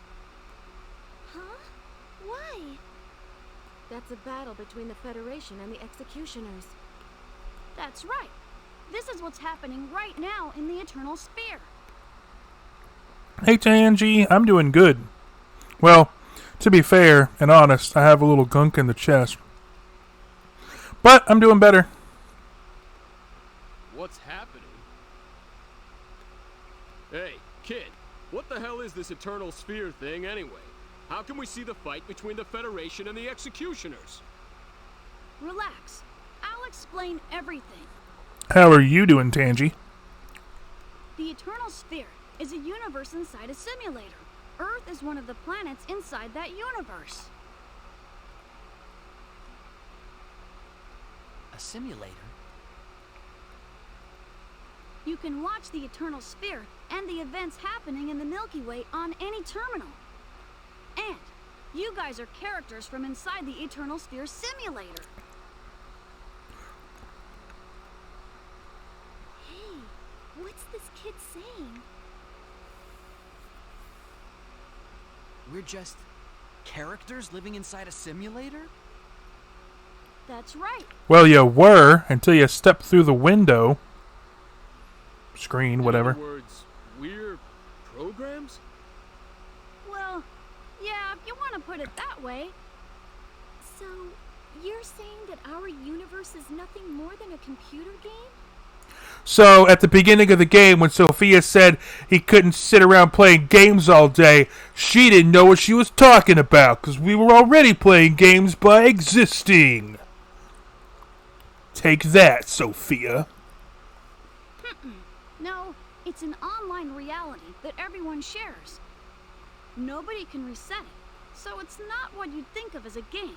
I guess it's kind of a parallel world. We're just puppets for you people to manipulate? Well, in a way, yeah. But you all have your own individual AI programs, so you're really not that different from us. It's not like we can move you around with a joystick or anything like that. That's why I think you're more or less like us. You just live in a different dimension. See, at least this is not realistic. I mean, maybe for back when this game came out in 2003, but nowadays all the little snot-nosed kids would be like, "Yeah, you're all just like stupid programs and stuff, and like your lives don't really matter. So, like, I don't really care. My name's Royce." Thus, the parallel world. Mm-hmm. Or what's his name? Braden. My name's Braden. Then what are those executioners? Are they programs too? Mm-hmm, exactly. According to a recent press release, a problem was found in the Milky Way region of the Eternal Sphere simulation. That's where you guys live, right? They say if they don't do something about that problem, it'll affect the entire program. The executioners were sent in to delete anomalies that caused the problem. So they're fixing bugs. You're kidding me.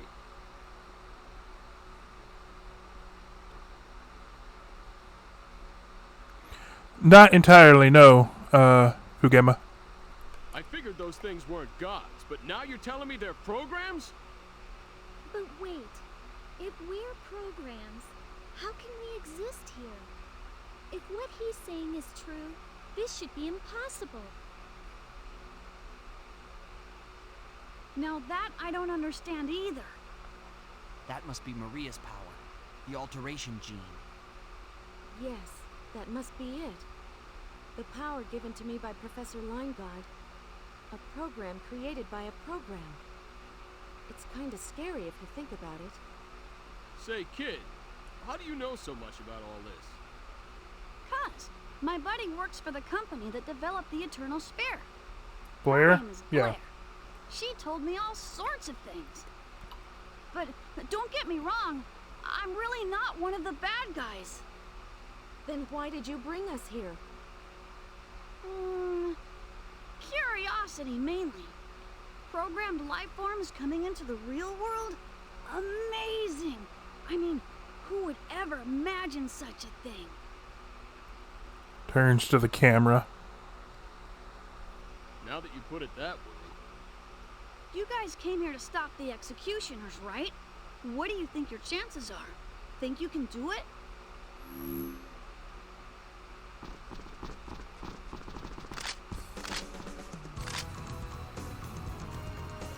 security. Bad guys? Vlad, did you? I didn't do anything. Freeze! Get your hands up! You people are under arrest! Mom! Mom, did you call security? Vlad, what was I supposed to do? I was so worried about you. Aw, Mom! Can't you mind your own business? What do we do now? Whatever we do, we can't let ourselves get captured. I'm with you on that one. Shall we? Yeah. We gotta whoop your ass!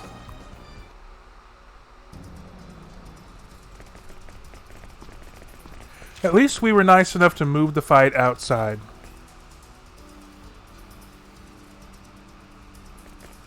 Where we're now surrounded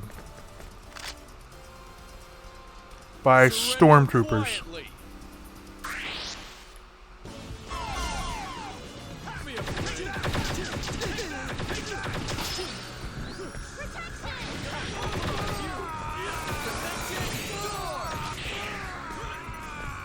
What are these guys made of? Glass?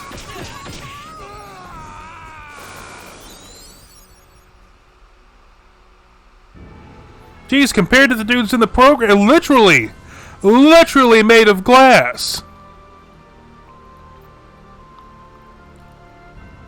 Also, great job, Tangy.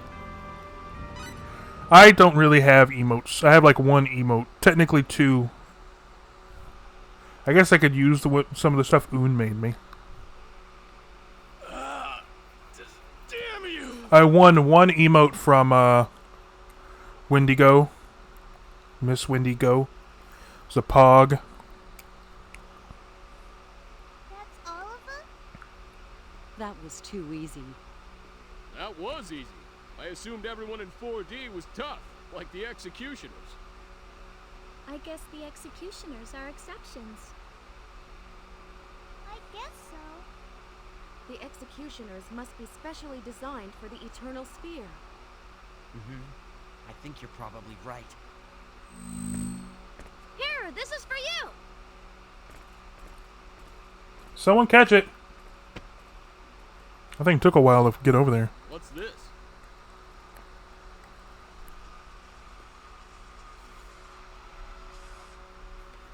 If you guys don't believe what I tell you, then check it out for yourselves. There's a special Eternal Sphere terminal in Gemini. Go take a look.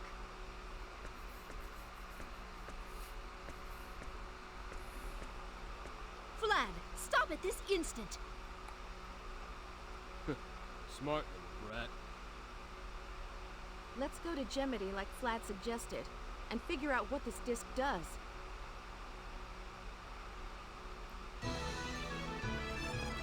Yeah, we got Twitch verified. Woo!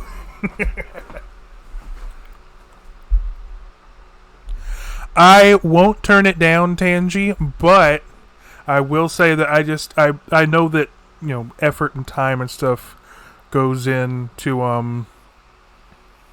to making emotes and stuff, and I would much rather if you took that time and energy to like work on your own stuff. But hey, if you want to try and experiment with different things, I would be honored, not only for you to make something for me, but for you to take the time to take inspiration from my design and everything. So it's your call, but like I said, I just feel I personally would say that you could take that time for yourself.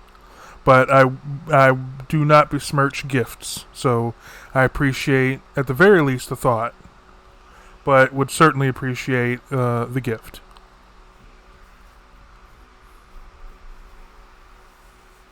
And if you have like a coffee, then I could certainly tip you. Excuse me.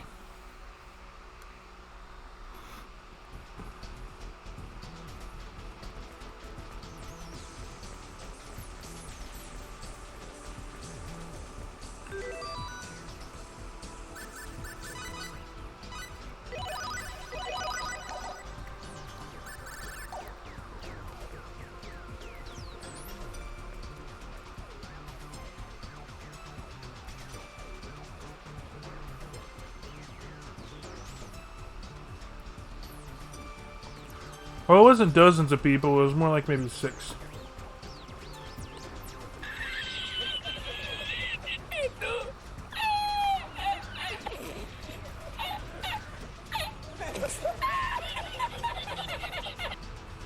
That's a good one. I don't know if it's because of the games or the comic books, but youngsters these days seem a little odd. To my way of thinking, it doesn't make sense to envy those who have to work every day to make ends meet.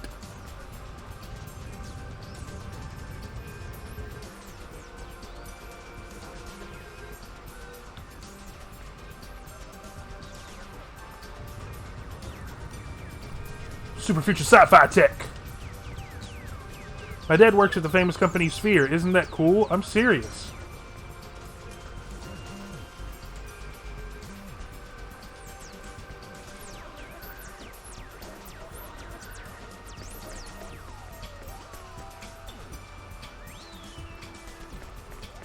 The tech here looks weird.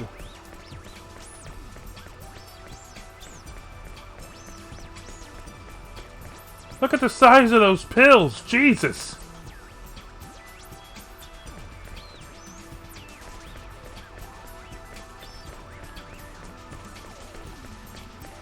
Yeah, this place definitely looks weird. Just money laying around. I bet I got a lot to begin with. Hello? Hehehe. All I have to do is tweak the data a little with this and boom, I'll have an Uber character in no time. I'll be the toughest in the Eternal Sphere. I'll be a goddess. Nobody can defy me. Oh my gosh, is the Eternal Sphere costume party? I'm impressed. It must have taken you forever to make all this stuff. How many months did you spend on this? That's right, baby. Cosplay. Weird, floaty torso robot. With one eye.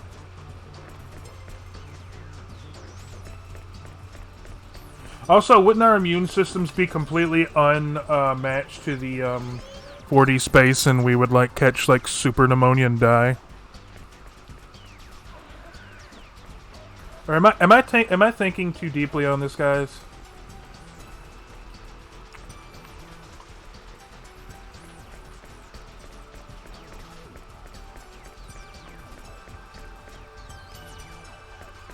A little bit, yeah. Somewhere around here.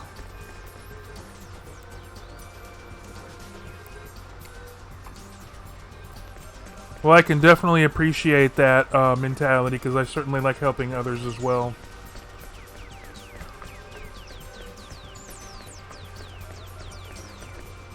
I lived a completely ordinary life, not particularly good or bad. I guess it'll be like that until the very end. I wonder if that was good fortune or bad fortune.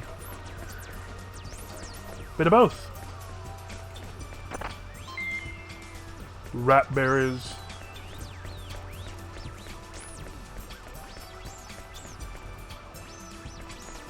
This place looks so weird.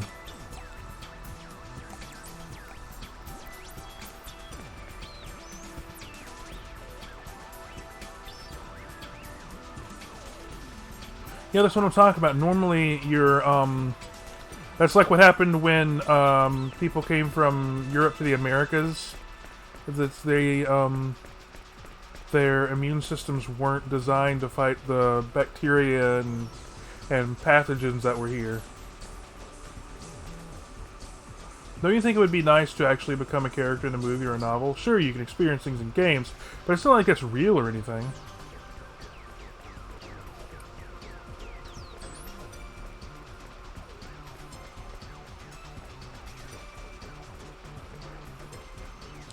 I'm searched around because there's something I need here for, to recruit an inventor. To recruit an inventor.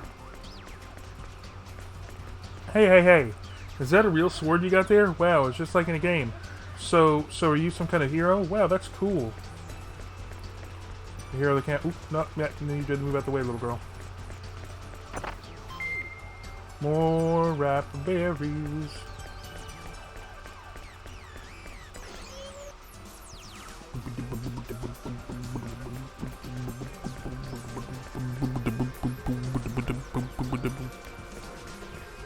Little Fang is having the time of his little life. Oh man, it's so bright. I was up all night last night in the Eternal Sphere and still haven't slept yet. Oh well. At least I hit a new level, so I guess it's so worth it. I can finally ride the bunnies too.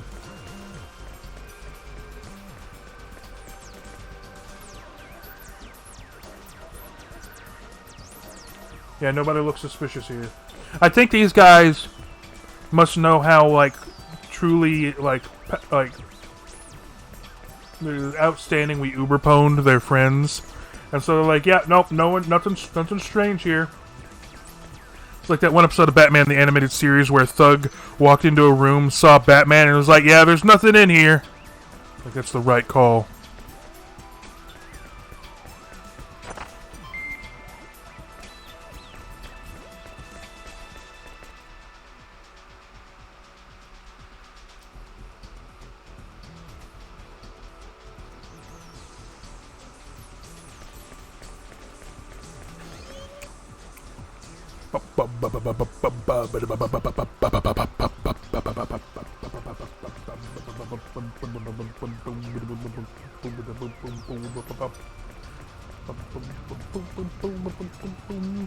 Well,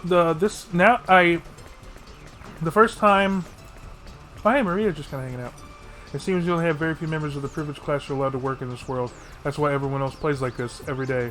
At first, it looks like a fortunate society, but I wonder if that's really the case. Huh, interesting.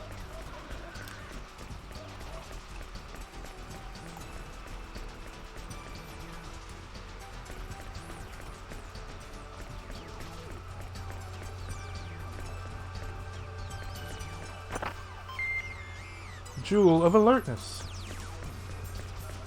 You know, Sphere's game, the Eternal Sphere, lots of people like that game, and everyone who plays it has it. Everyone who plays it says it's fun, but you know, it's not really all that fun. It's just one of those things where the fewer people that know about it, the funnier it is for those who are in the know. Okay? Delusional hipster over here.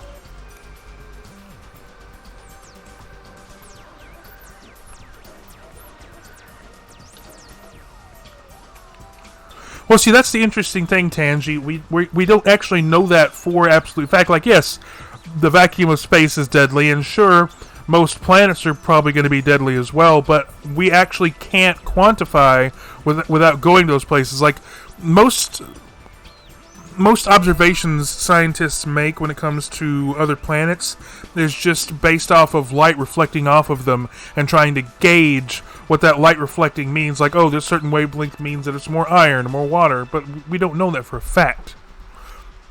And the one thing that I've always thought interesting is that scientists are like, oh, all of these planets couldn't sustain life. It's like, how do you know that? Those planets couldn't sustain life as we know it, but that doesn't mean that they couldn't sustain life. So, fun fact, this is okay. I'm sorry, this is going off on a tangent, but this is actually something really interesting to me. I need to get like a dorky song to play in the background for this kind of stuff. But anyway, in California, I believe there is a lake that is basically liquid arsenic, I think. And there is a bacteria that lives in that lake, and I think it feeds on limestone deposits.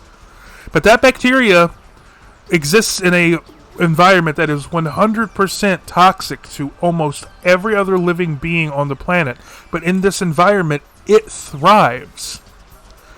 And anything else, if anything else were to try and exist in this environment for any period of time, it would die. But this bacteria is just chilling there, existing in the liquid arsenic. Now, from our perspective, that environment is unhospitable for life as we know it. But that bacteria still survives. So who's to say that there's not a planet where liquid water, which for us is H2O, hydrogen dioxide, would be replaced with the same thing but with arsenic. And we would look at it from a distance like we look at everything else and say, oh, that planet's made of arsenic, it's deadly. But who's to say that life didn't start to grow there in a similar fashion to this bacteria that survives in this lake in California and evolved into maybe not our level of civilization, but at least animals and plants that live, but instead of hydrogen, they have and oxygen, they have like arsenic and argon, for example. I don't know. It's like, to us, from a distance, nothing could live there because we couldn't live there. I just feel like a lot of scientists look to the sky and have a very narrow view of what is a livable environment. So, like, they've said, like maybe 1% of the planets in the universe could sustain life, could sustain our life. But that doesn't mean that they couldn't be like silica-based life forms that are made of, that look like they're made of glass, or like the Hanar from Mass Effect, or like gaseous life forms. Like, it's just, I feel like a lot of people are very narrow-minded about what could or couldn't exist out in the cosmos. As far as I'm concerned, there are no rules to, how life could exist out in space. Yeah, you Mass Effect junkie.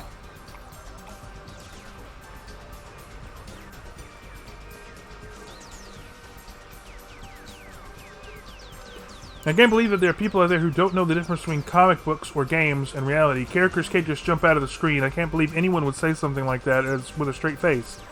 Ugh, I can't stand it. Just the thought of it makes my skin crawl.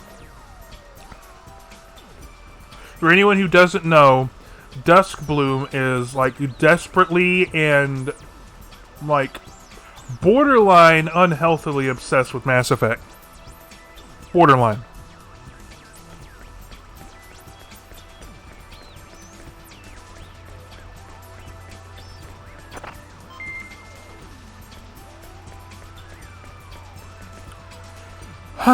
Nothing to do when I'm this bored. There doesn't seem to be anything to live for. Going out of one's way to die seems silly too. Just too much of a hassle. Of course, I'm not going to die, but still. Jeez, that got a little dark.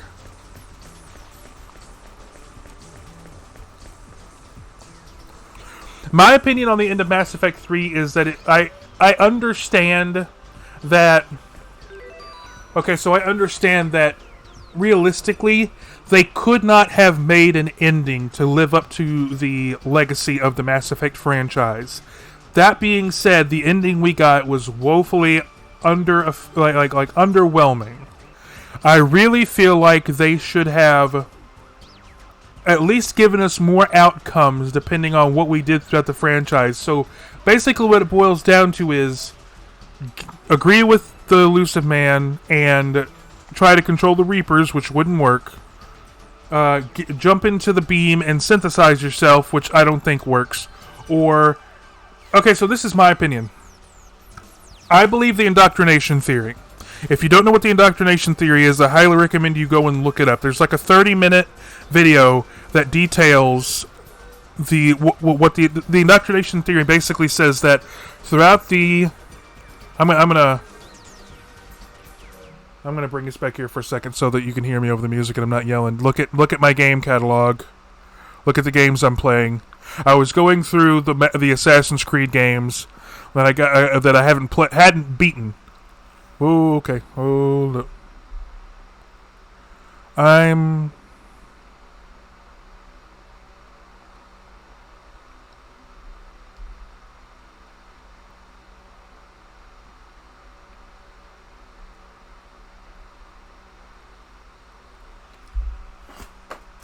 But I was playing. I never beat Syndicate and I never beat Origins because I got all my free time got taken up by Destiny. So I went back and finished Syndicate, and I was playing through Origins, and I realized, wait a second, I never played Assassin's Creed Rogue, so I went to go play Rogue.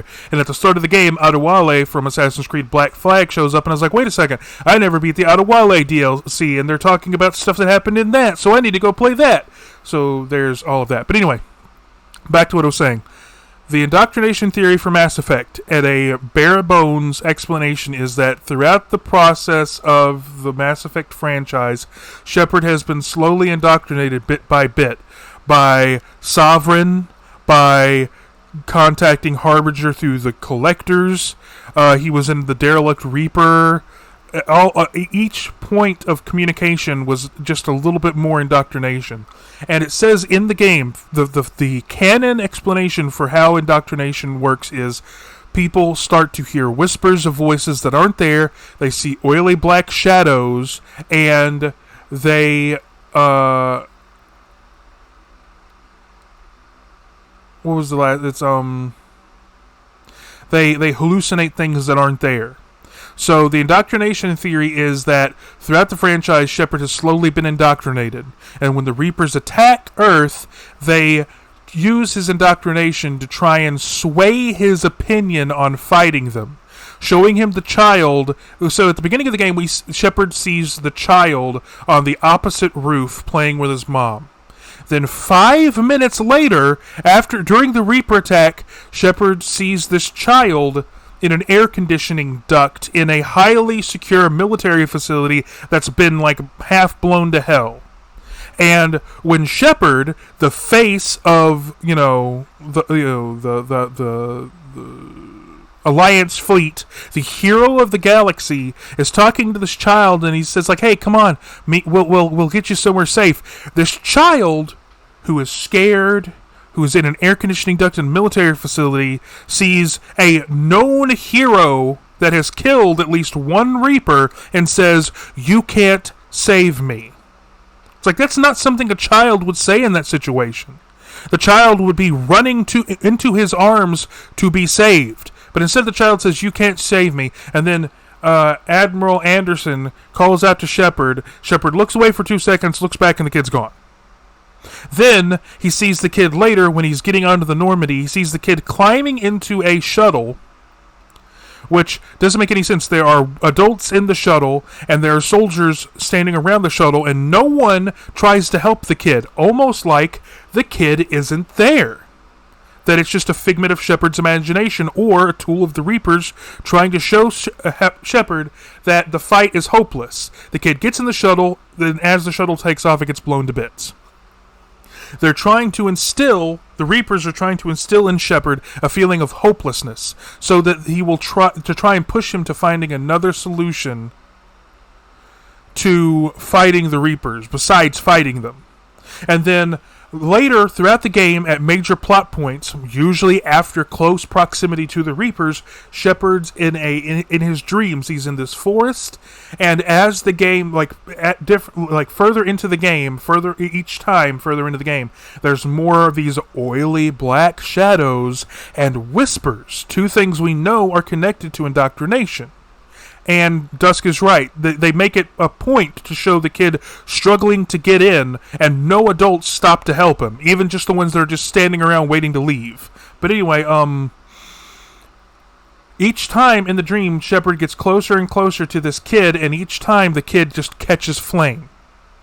And then the last time, Shepard sees himself reaching, kneeling down and putting his arm on the kid's shoulder, and they both catch fire. The Reapers are trying to make Shepard believe that fighting them is hopeless, and that if he keeps trying to fight them, that he is going to lose, that the people he's trying to protect are going to die. And they're trying to push him to find another solution. So at the end of the game, you have three choices: control, synthesize, and destroy. If you choose the synthesize ending, if you slow down, if you go and look at any of the videos of these endings and you slow it down, you see Shepard's eye, his skin chars and turns black in both the synthesize and control endings. His skin gets burnt away, and his eyes glow blue like a husk does. The husks that are humans that are turned into just mindless tools for the Reapers. That he visibly looks like a husk. Like the last frames of these animations, which, in my opinion, symbolizes the Reapers winning, Shepard falling to indoctrination, and him becoming a tool. And then, but if you choose the destroy ending, okay, so in the lead up to the endings, there's a confrontation with the Elusive Man. And no matter what you choose, the Elusive Man will shoot Admiral Anderson. He doesn't shoot Shepard. Shepard never gets shot. Either the Elusive Man kills himself because there's no turning back, or either you or Anderson kill him. I can't remember, but regardless, after that, Anderson talks to Shepard and then dies. And in the indoctrination theory, everything that happens after Harbinger's attack is in Shepard's mind. None of it's real. So Anderson is supposed to represent Shepard's will, his resistance to the indoctrination, and the Elusive Man is supposed to represent the Reapers and the indoctrination trying to take over Shepard's mind.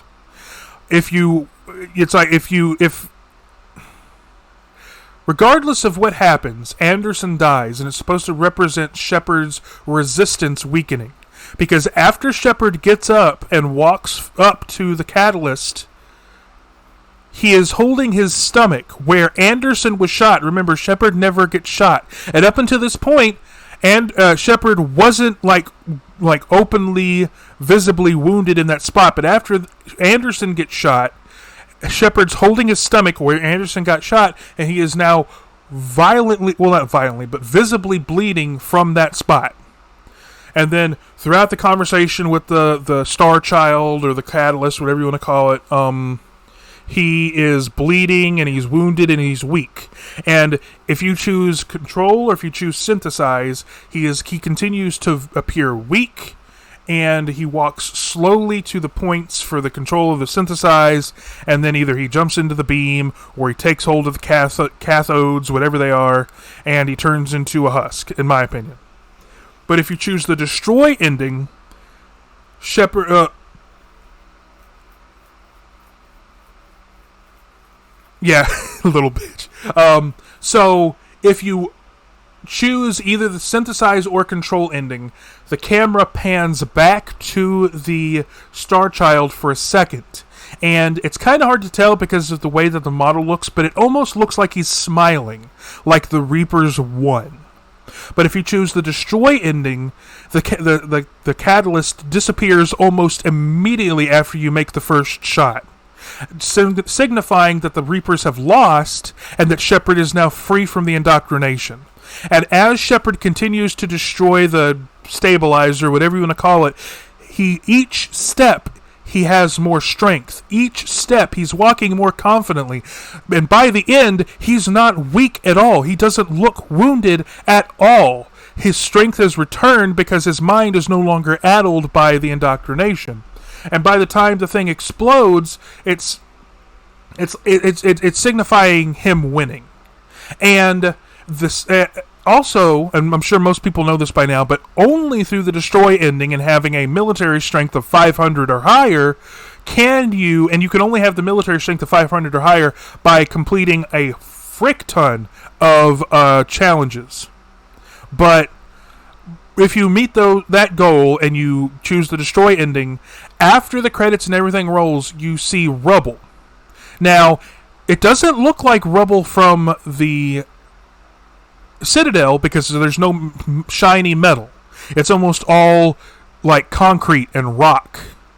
And you see like a breastplate with an N7 logo on it, and then like the last second you just see the person gasp in just and then that's the end.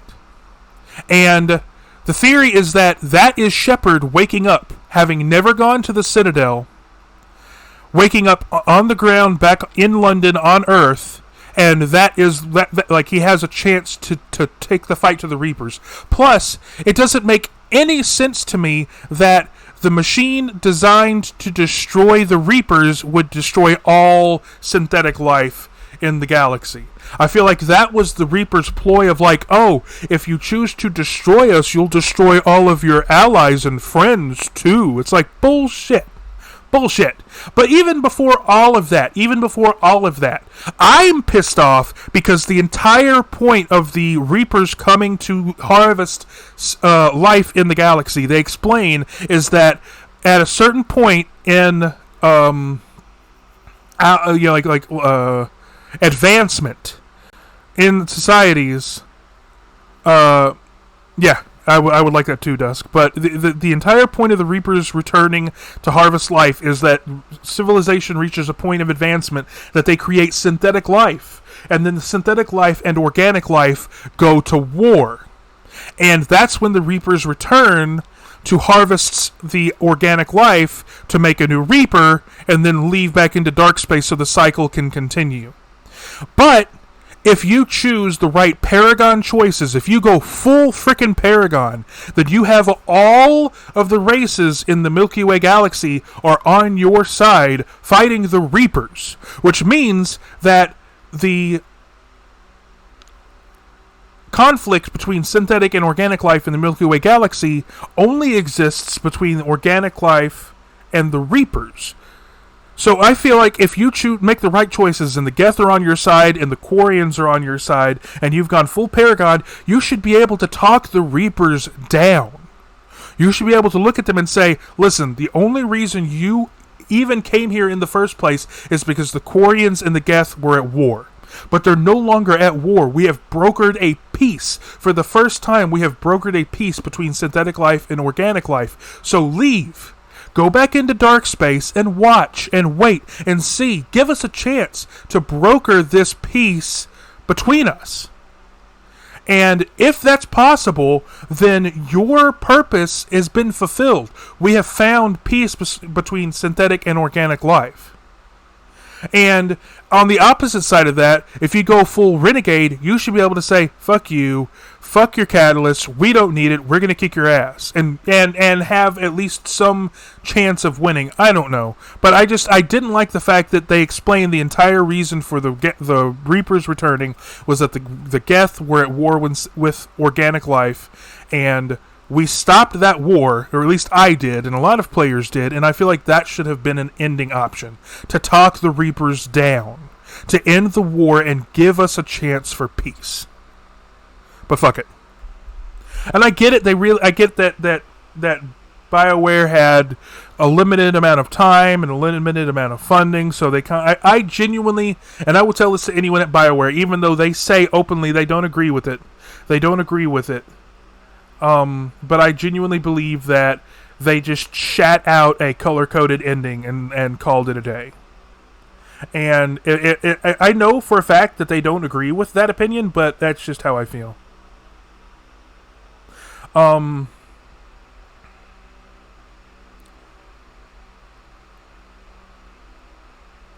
And another interesting fact that not a lot of people know about, that I only know about because I heard about it in a video and I saw it.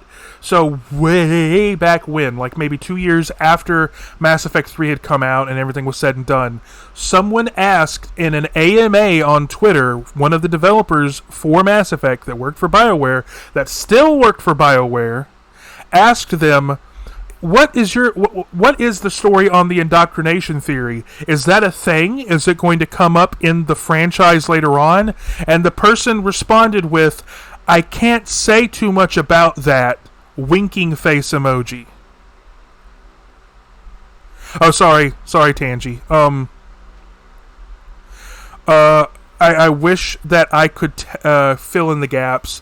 The bare bones is that I wish that the indoctrination theory... the only way that the game can coherently make sense is if the indoctrination theory is canon.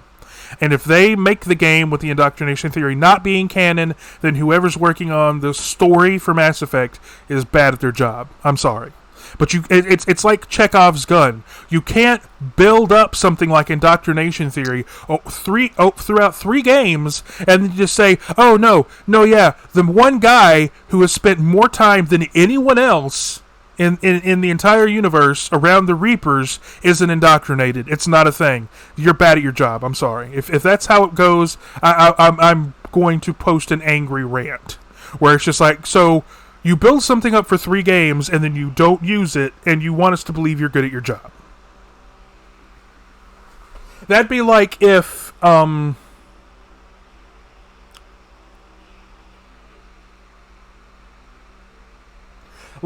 be like if in the Assassin's Creed franchise, you know how they built up, like, through Assassin's Creed, Brotherhood, Assassin's Creed 2, Assassin's Creed Brotherhood, and Assassin's Creed Revelations, Assassin's Creed Black Flag, they built up this fact that the sun was going to send out a massive solar flare and end all life on the planet. Now, at the end of Black Flag, spoilers, Desmond releases Juno, and Juno does something to protect Earth from the solar flare. We're not exactly sure what she did, but the solar flare did happen, and she was able to avert it. I don't exactly know how. Maybe it was explained in a game, and I haven't caught on to it. I don't know. But that would be like if in the Assassin's Creed franchise, they built up the solar flare that had wiped out life on the planet before was going to happen again, and then it just didn't happen. Then why the hell did you build it up for 3 games?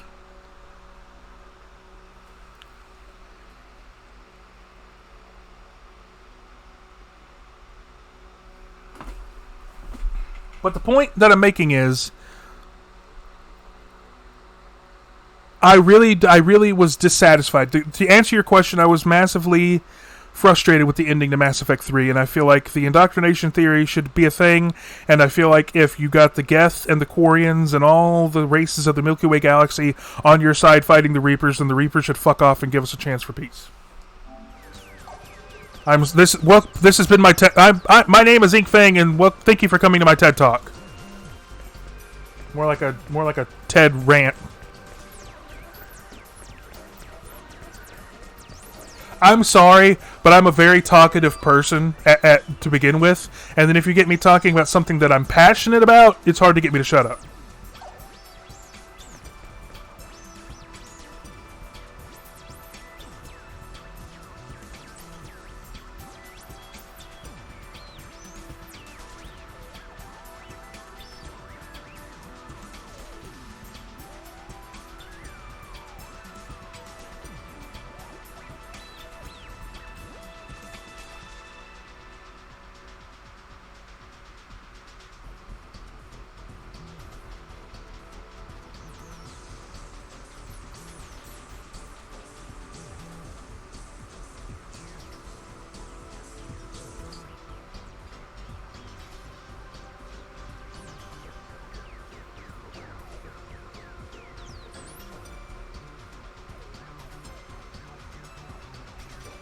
Sorry, I had to go pop over on my phone into Silcy's stream and wish her a good stream.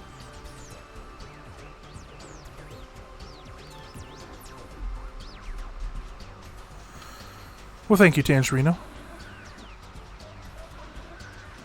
Well, it wasn't you that got me sidetracked. I was the one who brought up Mass Effect. And, then someone else asked how the ending was, the opinion on the ending. It was either, I think it was Pug or Tangerino. I'm not sure. I just know the name was Red. I think it was Tangerino, though. Might have been Pug. I don't remember where I've been. I haven't been inside this house.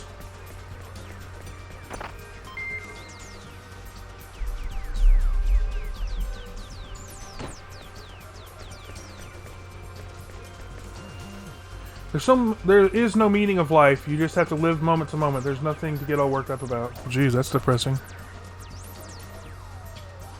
Well, it's red for me, but it can appear different for you, I think.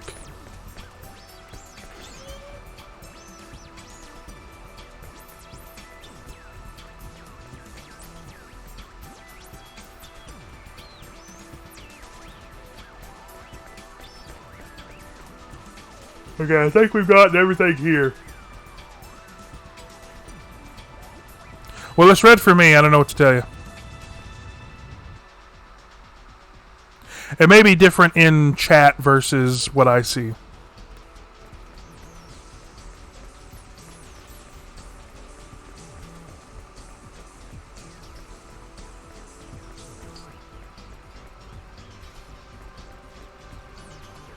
This gate leads to the town's residential area. If you want to go to another town, the gate to Space-Time Station is that way. Of course, if you don't have access to privileges for other towns, then you won't be able to go to any town other than Gemini. Well, isn't that a coinky dink? Yes, you're pink. Sophia! Hey, Fate, we came out of there, didn't we? Through by power. You know, I still can't believe it. I don't want to believe it. But it really is true, isn't it? I guess I'll have to accept it. So this is the famous monitor that people came out of. Yes, when you stand next to it like this, it seems to give off some kind of cold energy. You can really feel it. That's it. Spiritual beings have been at work here.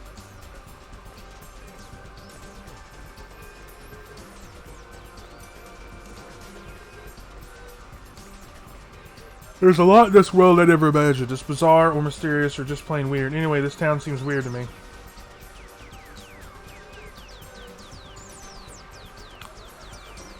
You should be able to? I'm not sure.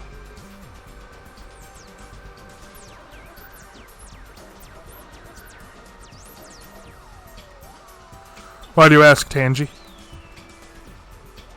What am I doing here? Why don't I look for a job? That's my business, isn't it? This is the way things are. People who want to work, they just want to work and work. Not everyone's like that, you know? I don't have to work if I don't want to. Just because you like working, that doesn't mean I have to, too. Listening to labor supremacists like you makes my head spin. Hello, soldier boy. I'm on patrol. I'm gonna look out for suspicious-looking characters around here. We'll take care of yourselves. Like, I know for a fact at this point that they're just actively ignoring me. Hello there. What can I do for you today? Oh, you've got stuff. Cool.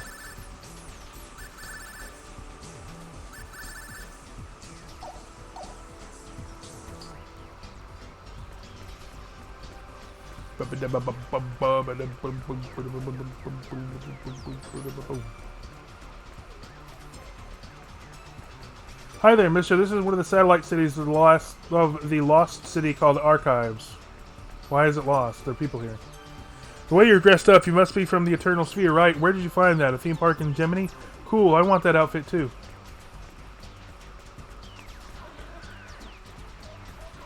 This guy another vendor? Or chick? Please tell me you have heels. Yes, please. Thank you, ma'am. Need a fresh sage. Anything else I can get? Give me all your shit. Okay, now we go to Gemini.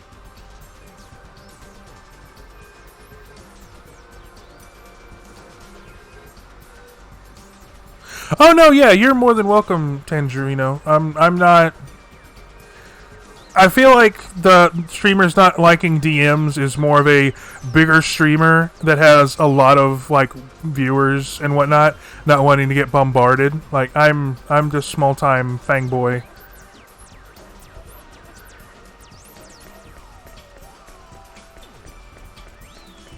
But I appreciate you asking.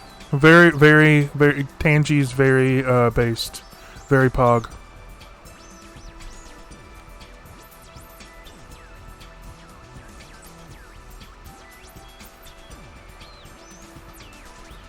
That's pretty good, Tangy. I appreciate it. Listen here, okay? You're not wrong. So this is 4D space. Well, this is kind of an anticlimax. They built it all up, say the creator lives here, and then this is the place. I was expecting something along the lines of the Demonium or Heaven or some place like that.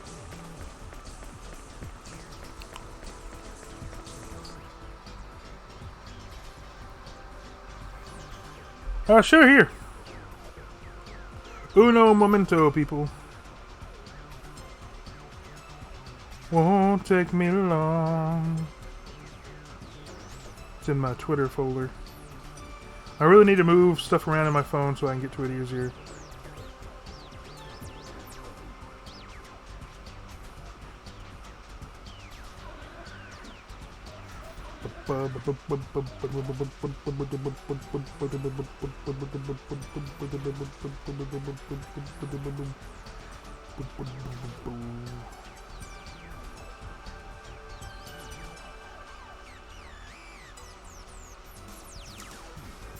Couple more seconds. Where's my model? A lot further down than I realized. There you go, Tangy.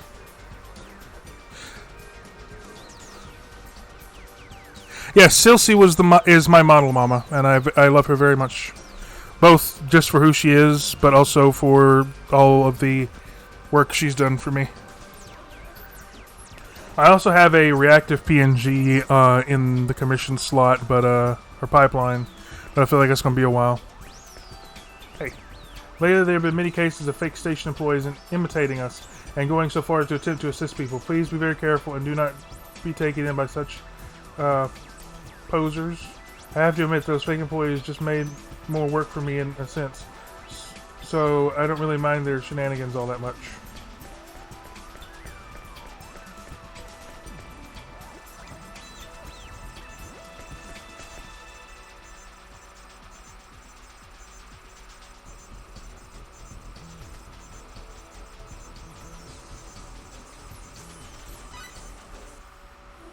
Let me sleep in your super future sci-fi hotel.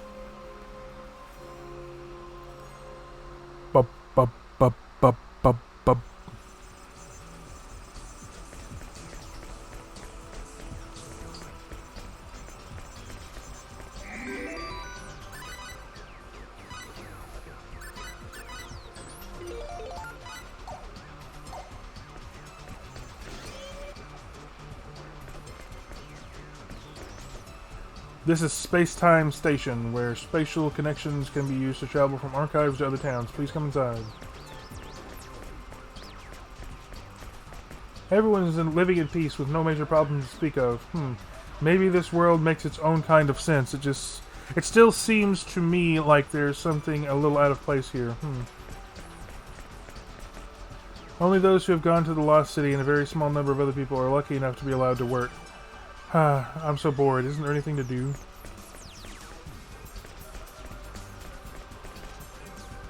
Lately, some fake employees have been pretending to be us and pretending to steal our work. If you see anyone suspicious, please tell me about it.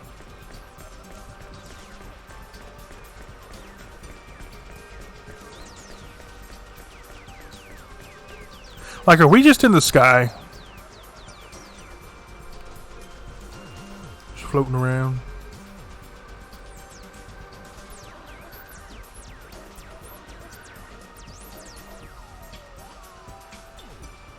We can get to Gemity from here. It's like a transporter.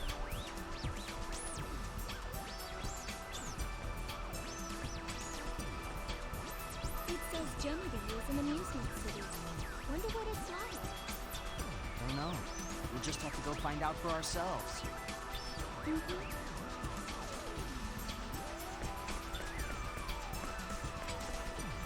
Welcome to Space-Time Station. If you wish to travel to any city other than the entertainment facility of Gemini, which is intended for the use of the town's citizens, please fill out an application with the government of the Lost City.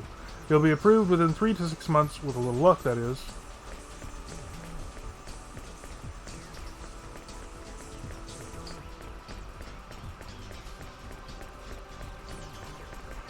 Space-Time Station is extremely easy to use. All you need to do is enter the Space-Time connection device in the back.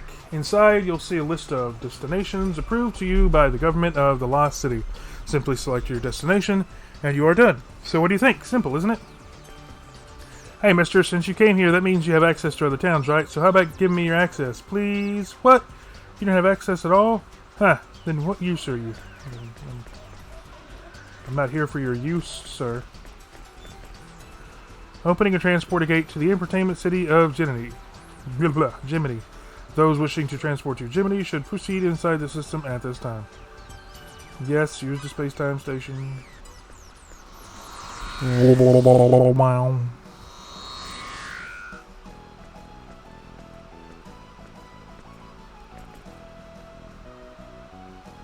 I was going to talk to the person.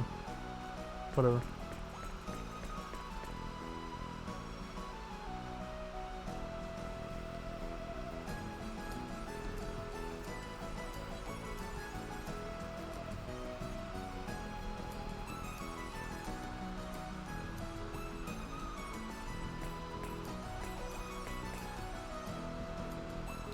So this is that city Gemini that Flad was talking about. Wow. Wow, this is an amusement park. Or it's like an amusement park. Look at this place. Looking at this place really drives home the fact that these people made our world. Yeah. This is no time to gawk. We have to look for a terminal for the Eternal Sphere that Flad was telling us about. That's right.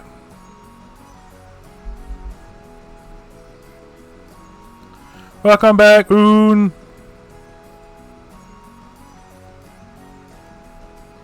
Oon in the chat. What will he do?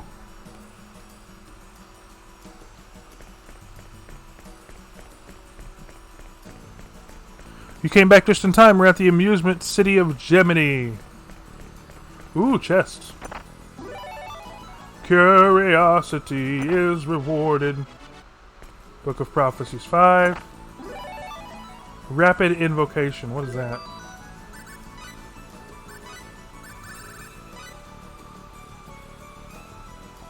Ooh. I'm gonna give that to Sophia.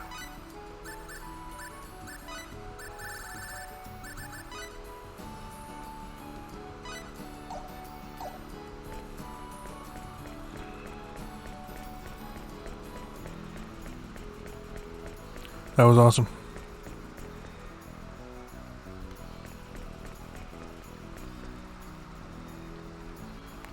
My bad. Sorry, Yoon.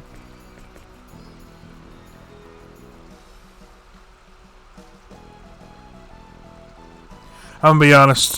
Just about any time that I refer to you, like me and Dusk will occasionally talk about our friends when all those friends aren't around. And I do usually say they, so I apologize for misgendering you. I feel like a bad friend. Or maybe not a bad friend. Just made a mistake.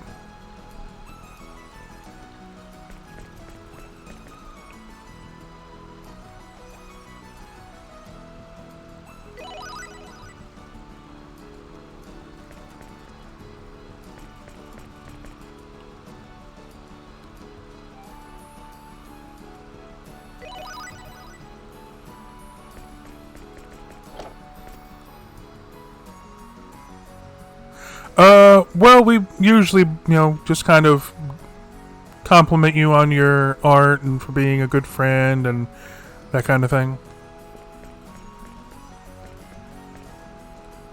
Oh dear, oh my. Oh me, oh my, whatever. I can't keep up with these youngins. Never get old, you'll regret it, trust me. I know what I'm talking about. I'm sure you do.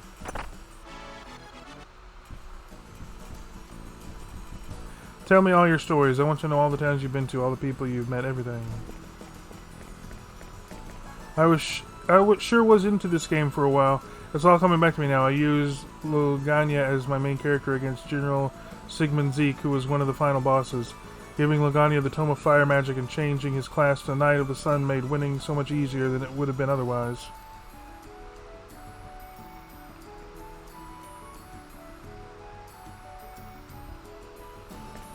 Well, that's the thing. I usually say they. I don't know. Poopy brain moment. This is the rest area. Please feel free to talk to me if you're looking for a lost child, or if you need to announce something to the entire park over the loudspeakers.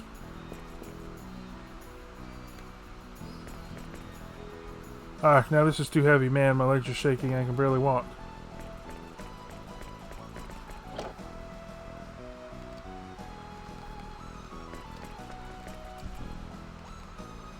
What you got? Oh, so they just have rapid and... Ooh, I need that.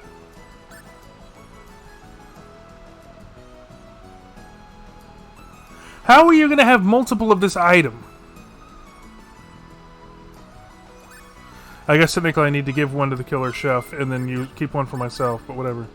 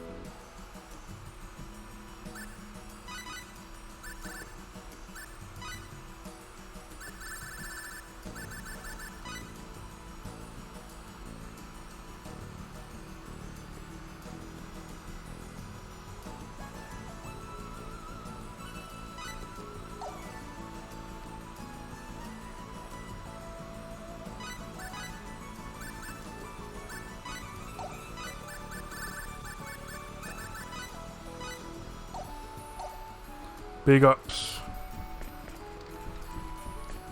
Now I won't be losing as much health when I'm using attacks.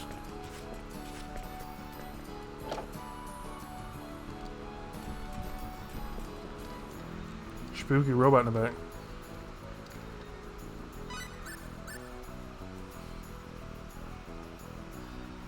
Okay, so they just have these up for sale here. Cool.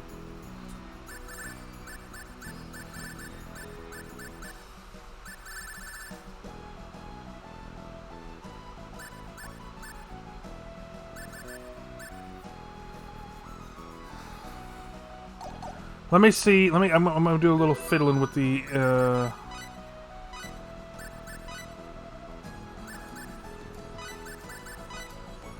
Ooh. But I lose a lot of intelligence from that.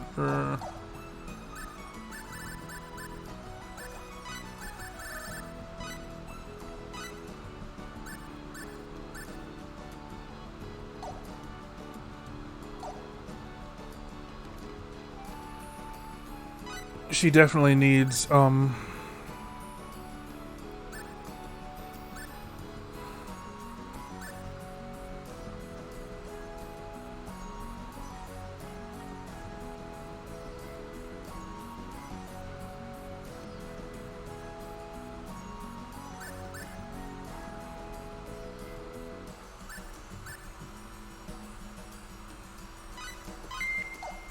just get the one for now.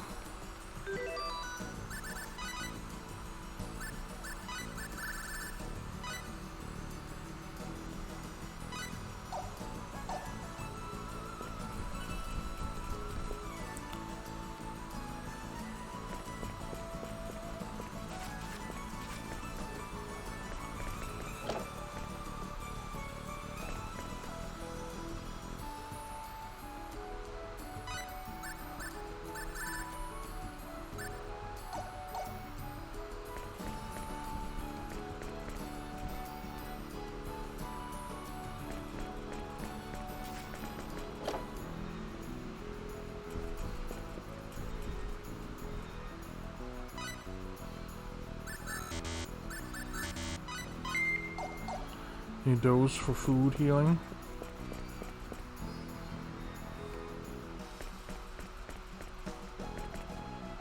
Welcome. Here at Jiminy, in order to heighten your enjoyment of the park, we offer a full line of rental costumes.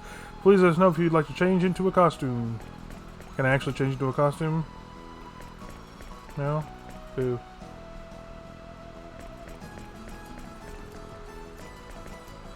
This is Jiminy, the world of dreams, a veritable wonderland of fantasy. Forget about the real world and enjoy yourself.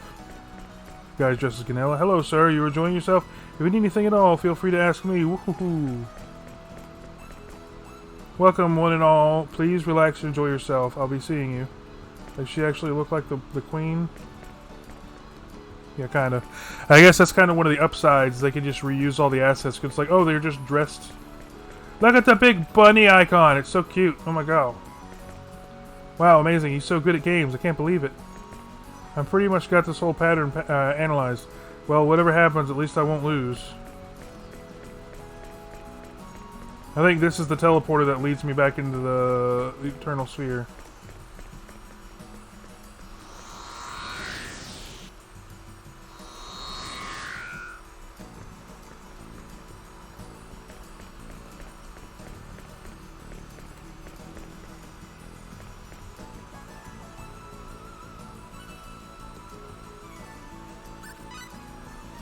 What's this? You've never even seen a bunny race before? Please excuse me. Go ahead, ask anything you want. I can tell you everything from the troubled history that led to the birth of the bunny races to the names, birthdays, and blood types of every recorded champion. Okay, Jesus Christ. The rules. The rules are simple. 4 charming bunnies will run the course from the start to the goal. All you need to do is pick the winner, or the winner and second place finisher, which is called the perfecta. If you're lucky enough to pick correctly, you'll win points that can be turned in for prizes. What do you say? I told you it was simple. Oh yeah, by the way, I really don't know how to put this, but lately people have been using strategy guides and some people like to cheat. That's why the names of the bunnies who will be running in the race are kept secret until the second the race starts. Don't get me wrong, I'm sure none of you people are cheaters. I'm just saying there are people like that out there. Please understand our position on this. Are there any more questions? The difference between win and perfecta. To win simply means you pick the rabbit that will come in first place. Perfecta means you pick both the first and second place. Also keep in mind that when you choose a perfecta ticket, it doesn't matter which of the bunnies you choose comes in first place. As long as both of the bunnies you picked are in the top 2 positions, you're good as gold. In other words, it doesn't make any difference at all whether your first bunny pick comes in first, and your second bunny comes in second, or your second blah blah blah blah blah. Are there any other questions? What happens when you pick the winners correctly? You will receive points according to the grade of the race in which your bunny or bunnies won. For instance, you get 1 point for picking the winner of a grade C race correctly, or 3 points for picking a perfecta. A win on a grade A race, on the other hand, would be worth 3 points, and a perfecta would be worth 9. Well, that about sums it up. Collect enough points and you can exchange them for valuable prizes at the prize exchange booth right across from me. Good luck! One last thing. The higher the grade of the race, the more points you can earn. Don't place all your hopes on the higher grade races, though, since their tickets cost more and they aren't held very often. Are there any more questions? I got everything. Not this time. Yeah. Okay. So there's something in here I have to get. Howdy there. Goes without saying, but there's the prize exchange counter. Spend all the points you've earned on the bunny races for incredible prizes. Check out all these lovely prizes. Incredible articles, each and every one of them. So I need the Bent Mystic Blade.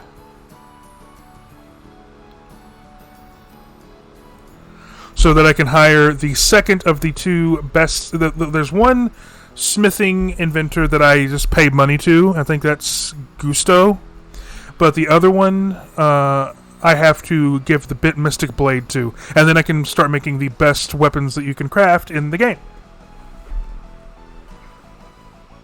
But I will do a couple bunny races just so you guys can see. It's kind of cute. But I'm not going to waste time on stream, just because I could be here for hours, not trying to get the Bent Mystic Blade, but trying to get everything.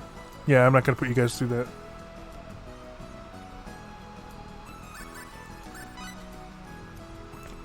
Let's see.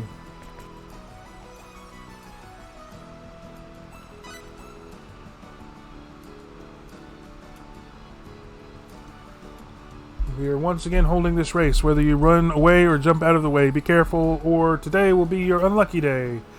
Tickets are 200 full each. Buy a perfecta.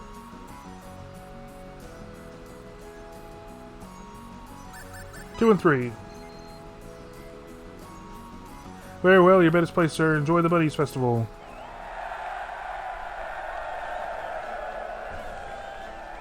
Welcome everyone to Bunny Race B. Welcome everyone to Bunny Race number 33.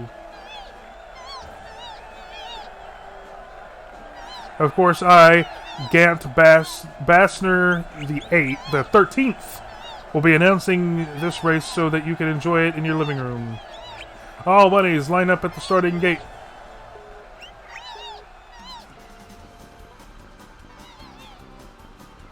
Come on, 2 and 3.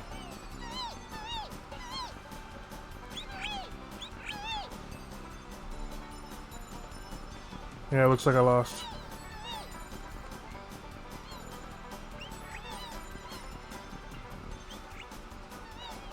Two is way behind.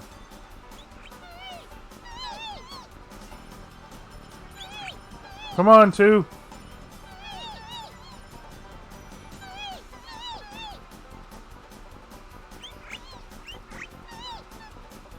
You can do it, number 2.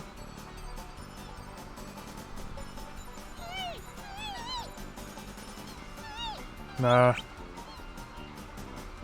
He'd have to teleport to win at this point.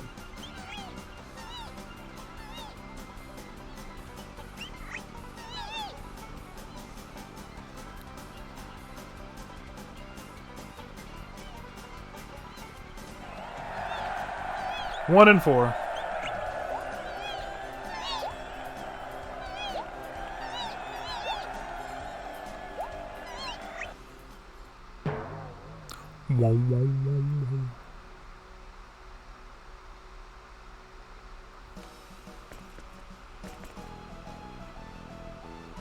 Let's go for another one.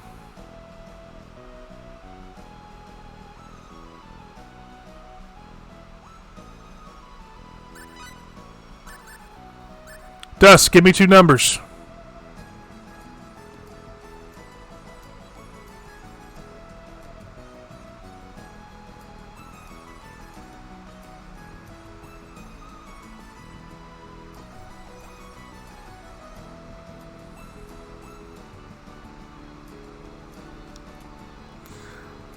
I'm gonna go with 1 and 3 because I asked Dusk, but I'll let you choose next time, Pugama.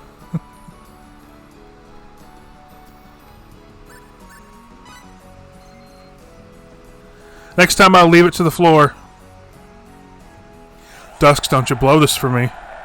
I swear if one of the others was right, I'm gonna be mad. I'm playing. I ain't gonna be mad. Blah blah blah blah blah blah blah blah blah blah blah blah.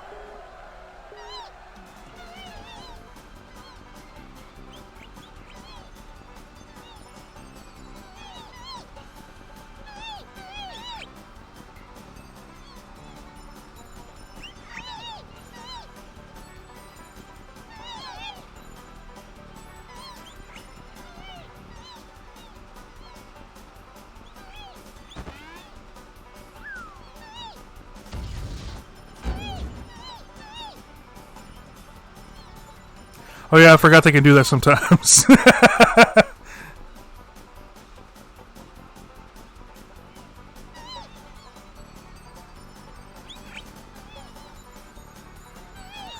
Come on, number 1, you just need to be in second place now. It's crazy back there.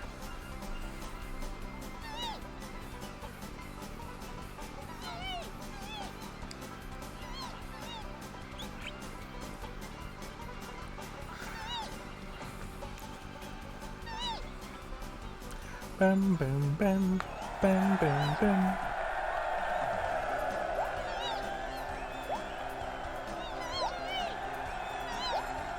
That was cool though, huh?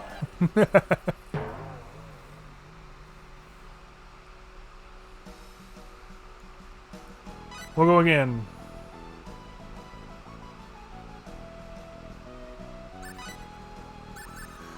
The first person to give me 2 numbers that go for this will be the choice.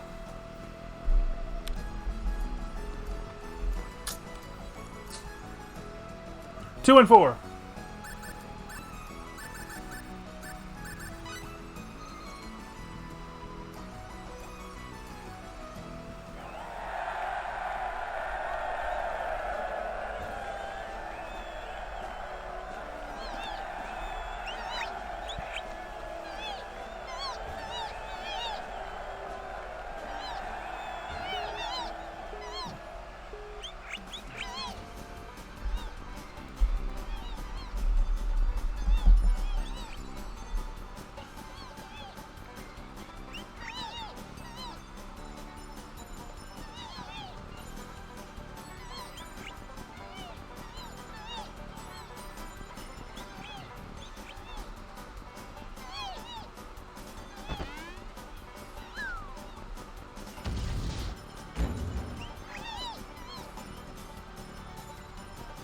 Yeah.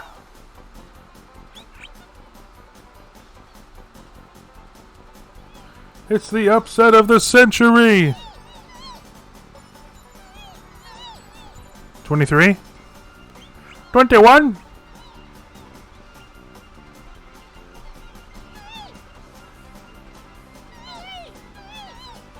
Number 1 is right on their tail.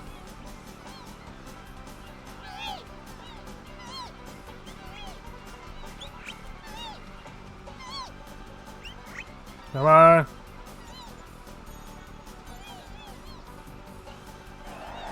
Woo!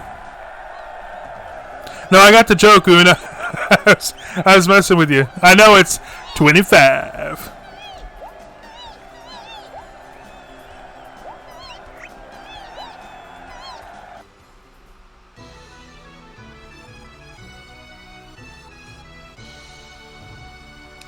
I have 3 points. We're gonna call it there on that for now, and I'll come back here later and I'll painfully grind this shit out.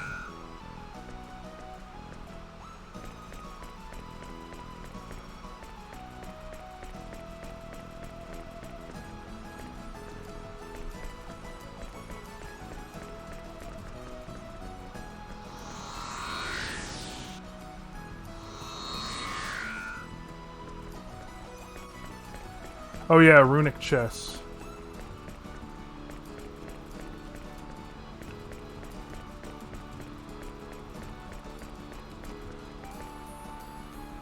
Welcome, young man. You've come to the right spot to play runic chess. This is your first time here? Yes it is. Ah, how rude of me. Allow me to introduce myself. I am Duke Gutarin! I am pleased to make your acquaintance. Hello, I'm Fate. Nice to meet you. Ho ho! What a polite young man you are. I like you, boy. I have a feeling that we were meant to meet here. Let me teach you this noble game. Sure. I remember the rules, but we'll go for it. Allow me to explain.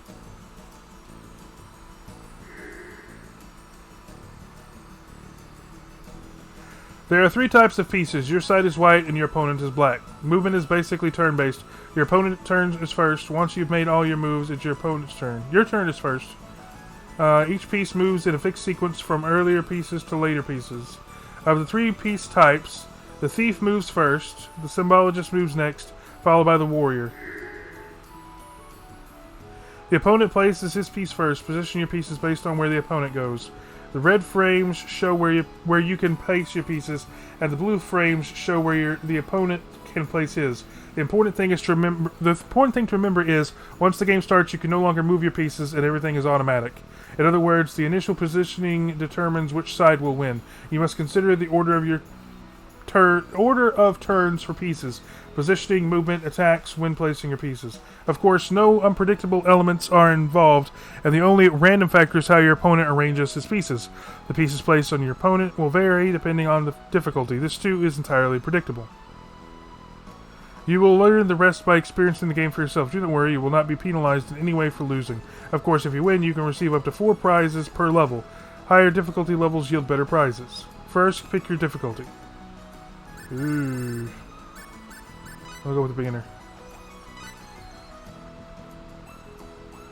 Let the game begin!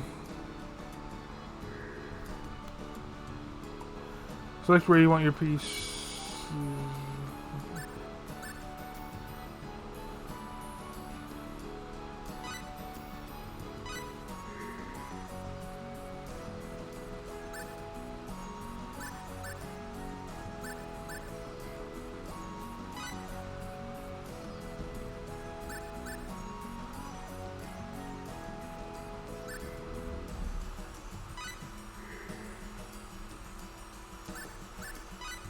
I hope I'm remembering this properly.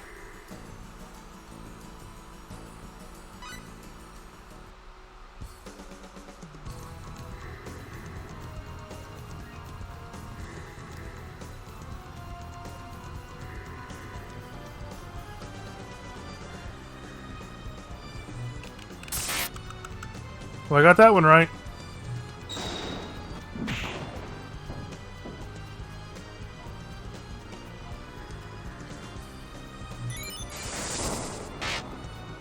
And that one, which means I got the 3rd one right. Woo! I did it. I remembered the mechanic from like 16 hours worth of gameplay ago.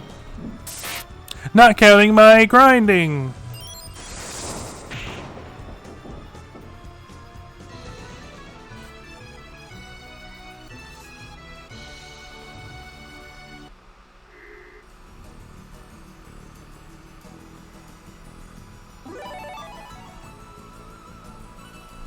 Oh, I got blueberries.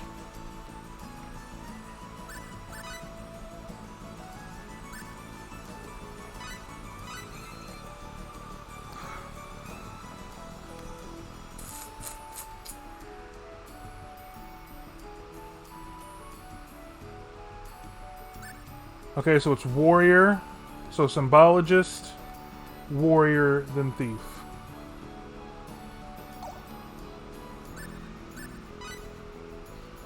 Symbologist. Warrior. And then thief.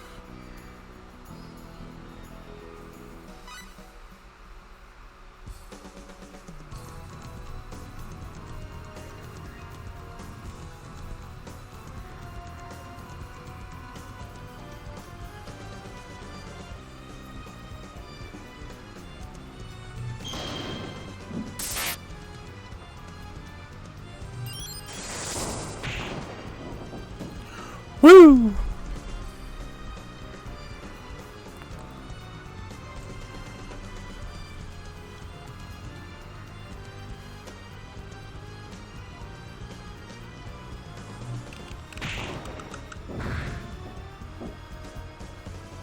By the way, after this, I'm going to continue on. Like, I'm going to go and find the next save point. I'm going to save, and then I'm going to come back here, and I'm going to save, and I'm going to end stream. We'll raid into Silsey, and then I'll come back here off stream and grind up those bunny points. And the only reason I'm doing that is because the bad weather's starting to roll back in, and I'd rather actually be able to finish the stream on my terms instead of the power going out.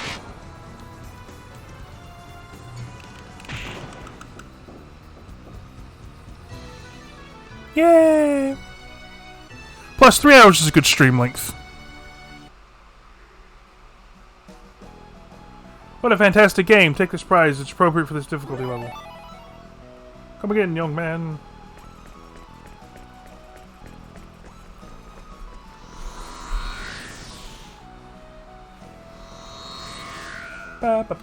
Thank you, Un.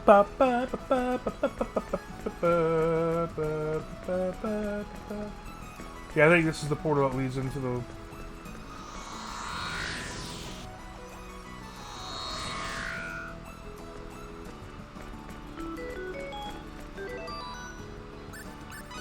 Who is the new inventor? Hey there, new challenger. Ansala, Puffy, and Aqua and Eva. Better keep an eye on them.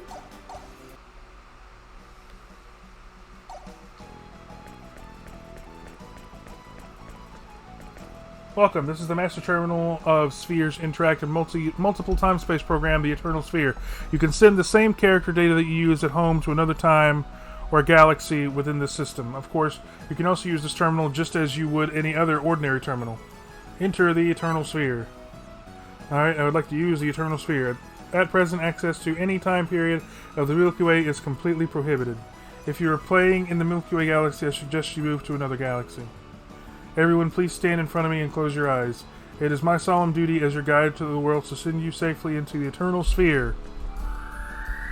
Rayo, Luca, blah, blah, blah. Open the door for us between space and time.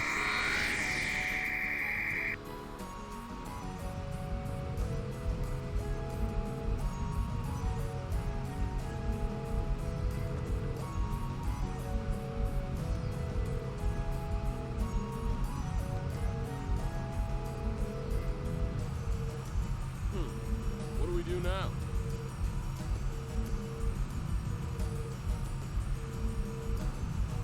I think we can change the settings with that device there.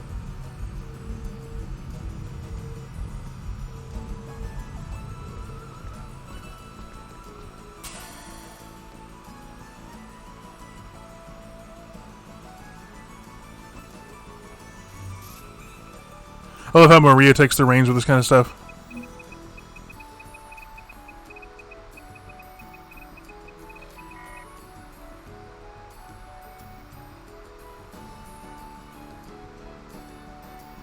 It's no good.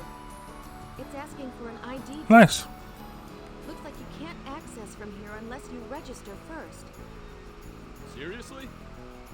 And after coming all this way.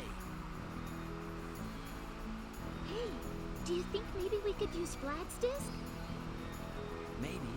It's worth a shot. Maria?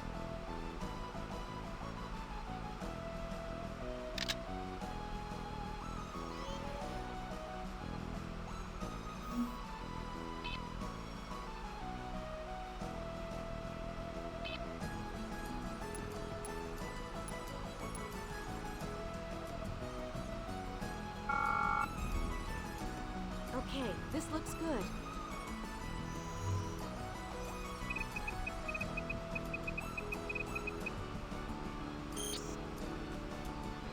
No. What's wrong? It authorized us, didn't it? What's wrong? It's like Vlad said. The Milky Way is locked. You can't get in. What should we do?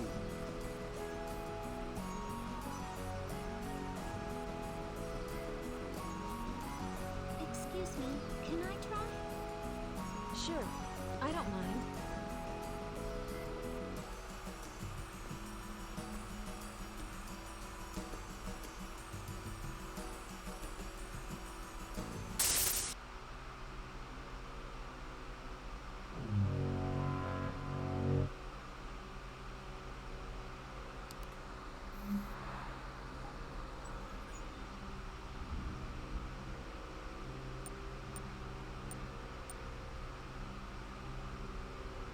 Hey, how did that happen?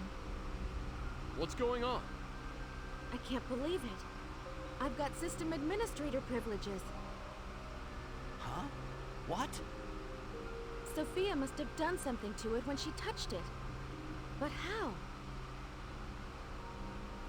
All I did was touch it. I thought maybe I could do something like I did with the time gate. I wished as hard as I could that I could go to the Milky Way. I'm sorry. You used the power of connection. You connected us to the Milky Way. I can't believe it actually works in this dimension, too. At any rate, we're in. I'll grant myself access privileges to the Milky Way. Then I'll leave a Trojan that will allow me to access it whenever I want.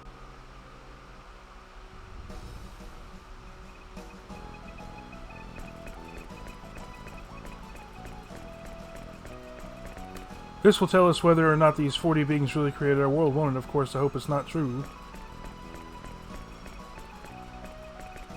If the people of this world really are our creators, then as long as they are good people, I'll accept them as gods. If they're not, then we don't need them. Isn't that enough? I wonder if Maria is okay. I wish I had better control over my power. Maria is a mean typist. I think she might even be second fastest in the universe. Wow, but if she's second fastest and best in the universe, who's the best? Huh, well, I know one thing for sure. It ain't me. No? I found the Milky Way data, but it will take a little bit longer to input our personal data. Sorry, we have to wait a bit longer. Okay, what do you want me to do?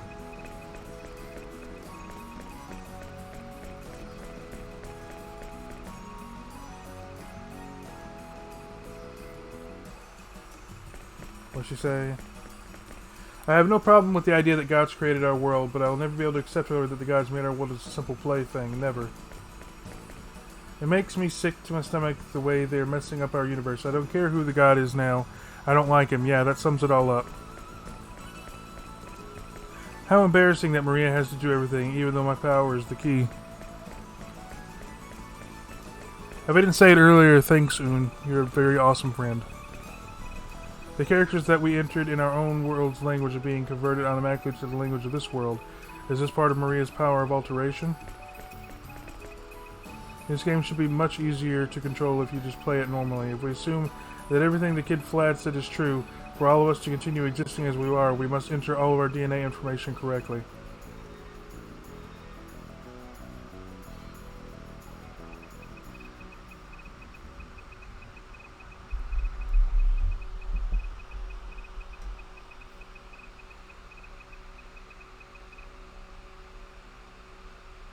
Okay, done. Where would you like to try to go? Anywhere's fine with me. I wonder what Mirage and the rest of them are up to. Hope the executioners didn't get them.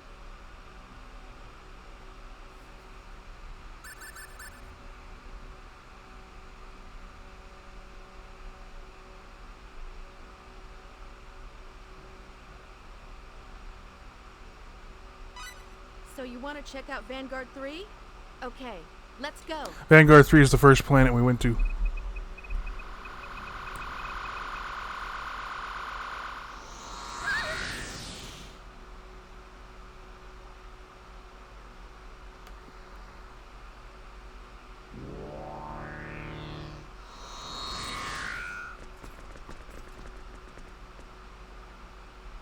It's Vanguard, in the Pasoto Forest.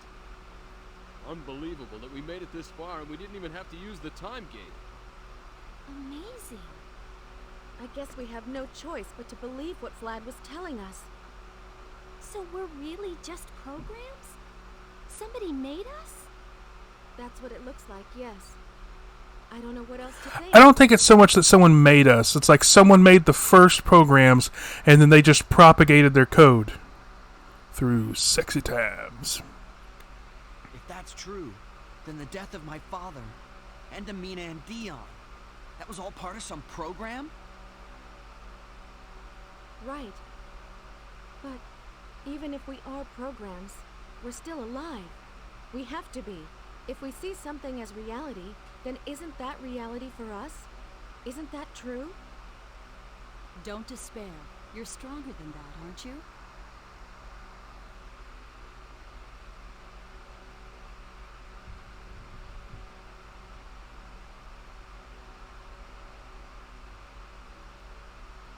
You just have to believe what you feel in your heart.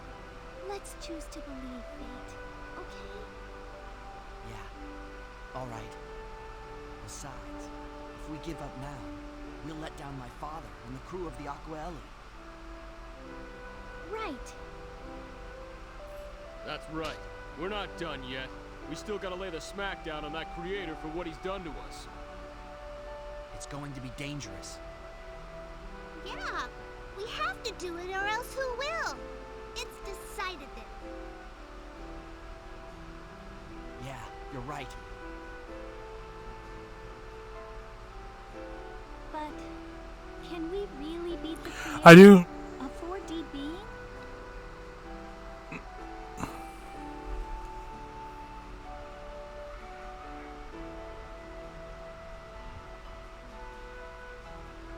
Hey, that's pretty good. Thank you, Tangy. Thank peace. Of course we can. We defeated the security team, so we know we can hurt them. You're right. We'll just have to do our best. Yeah.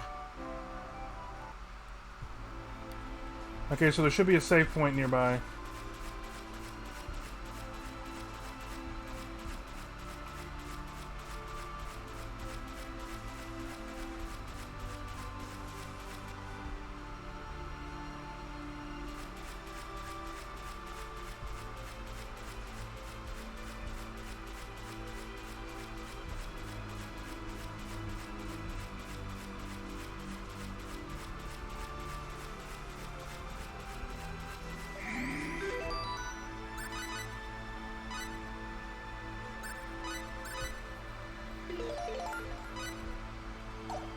Okay, we're ending stream. It's been 3 hours and 6 minutes.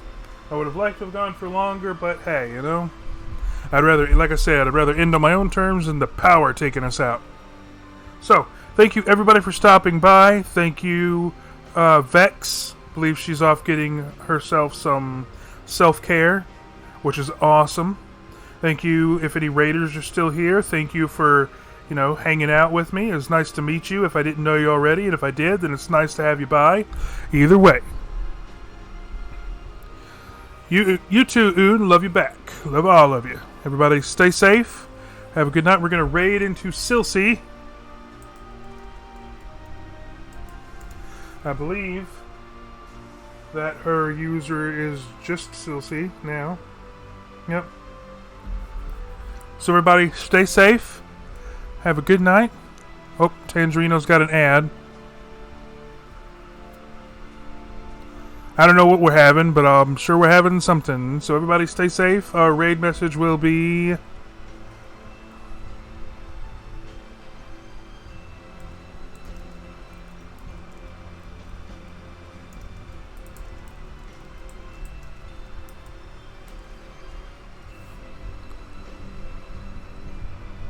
That's our raid message. Actually, hold up. That's not our raid message yet. Quickly.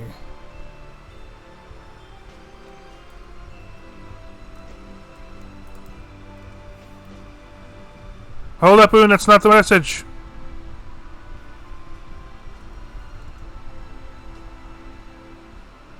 There. That's the message. It's more topical to the game we were playing. Star Ocean. Copy. Love you all. Stay safe. Have a good night. I'll see you next time. I'll be streaming tomorrow. Probably gonna do Skyrim. Woo!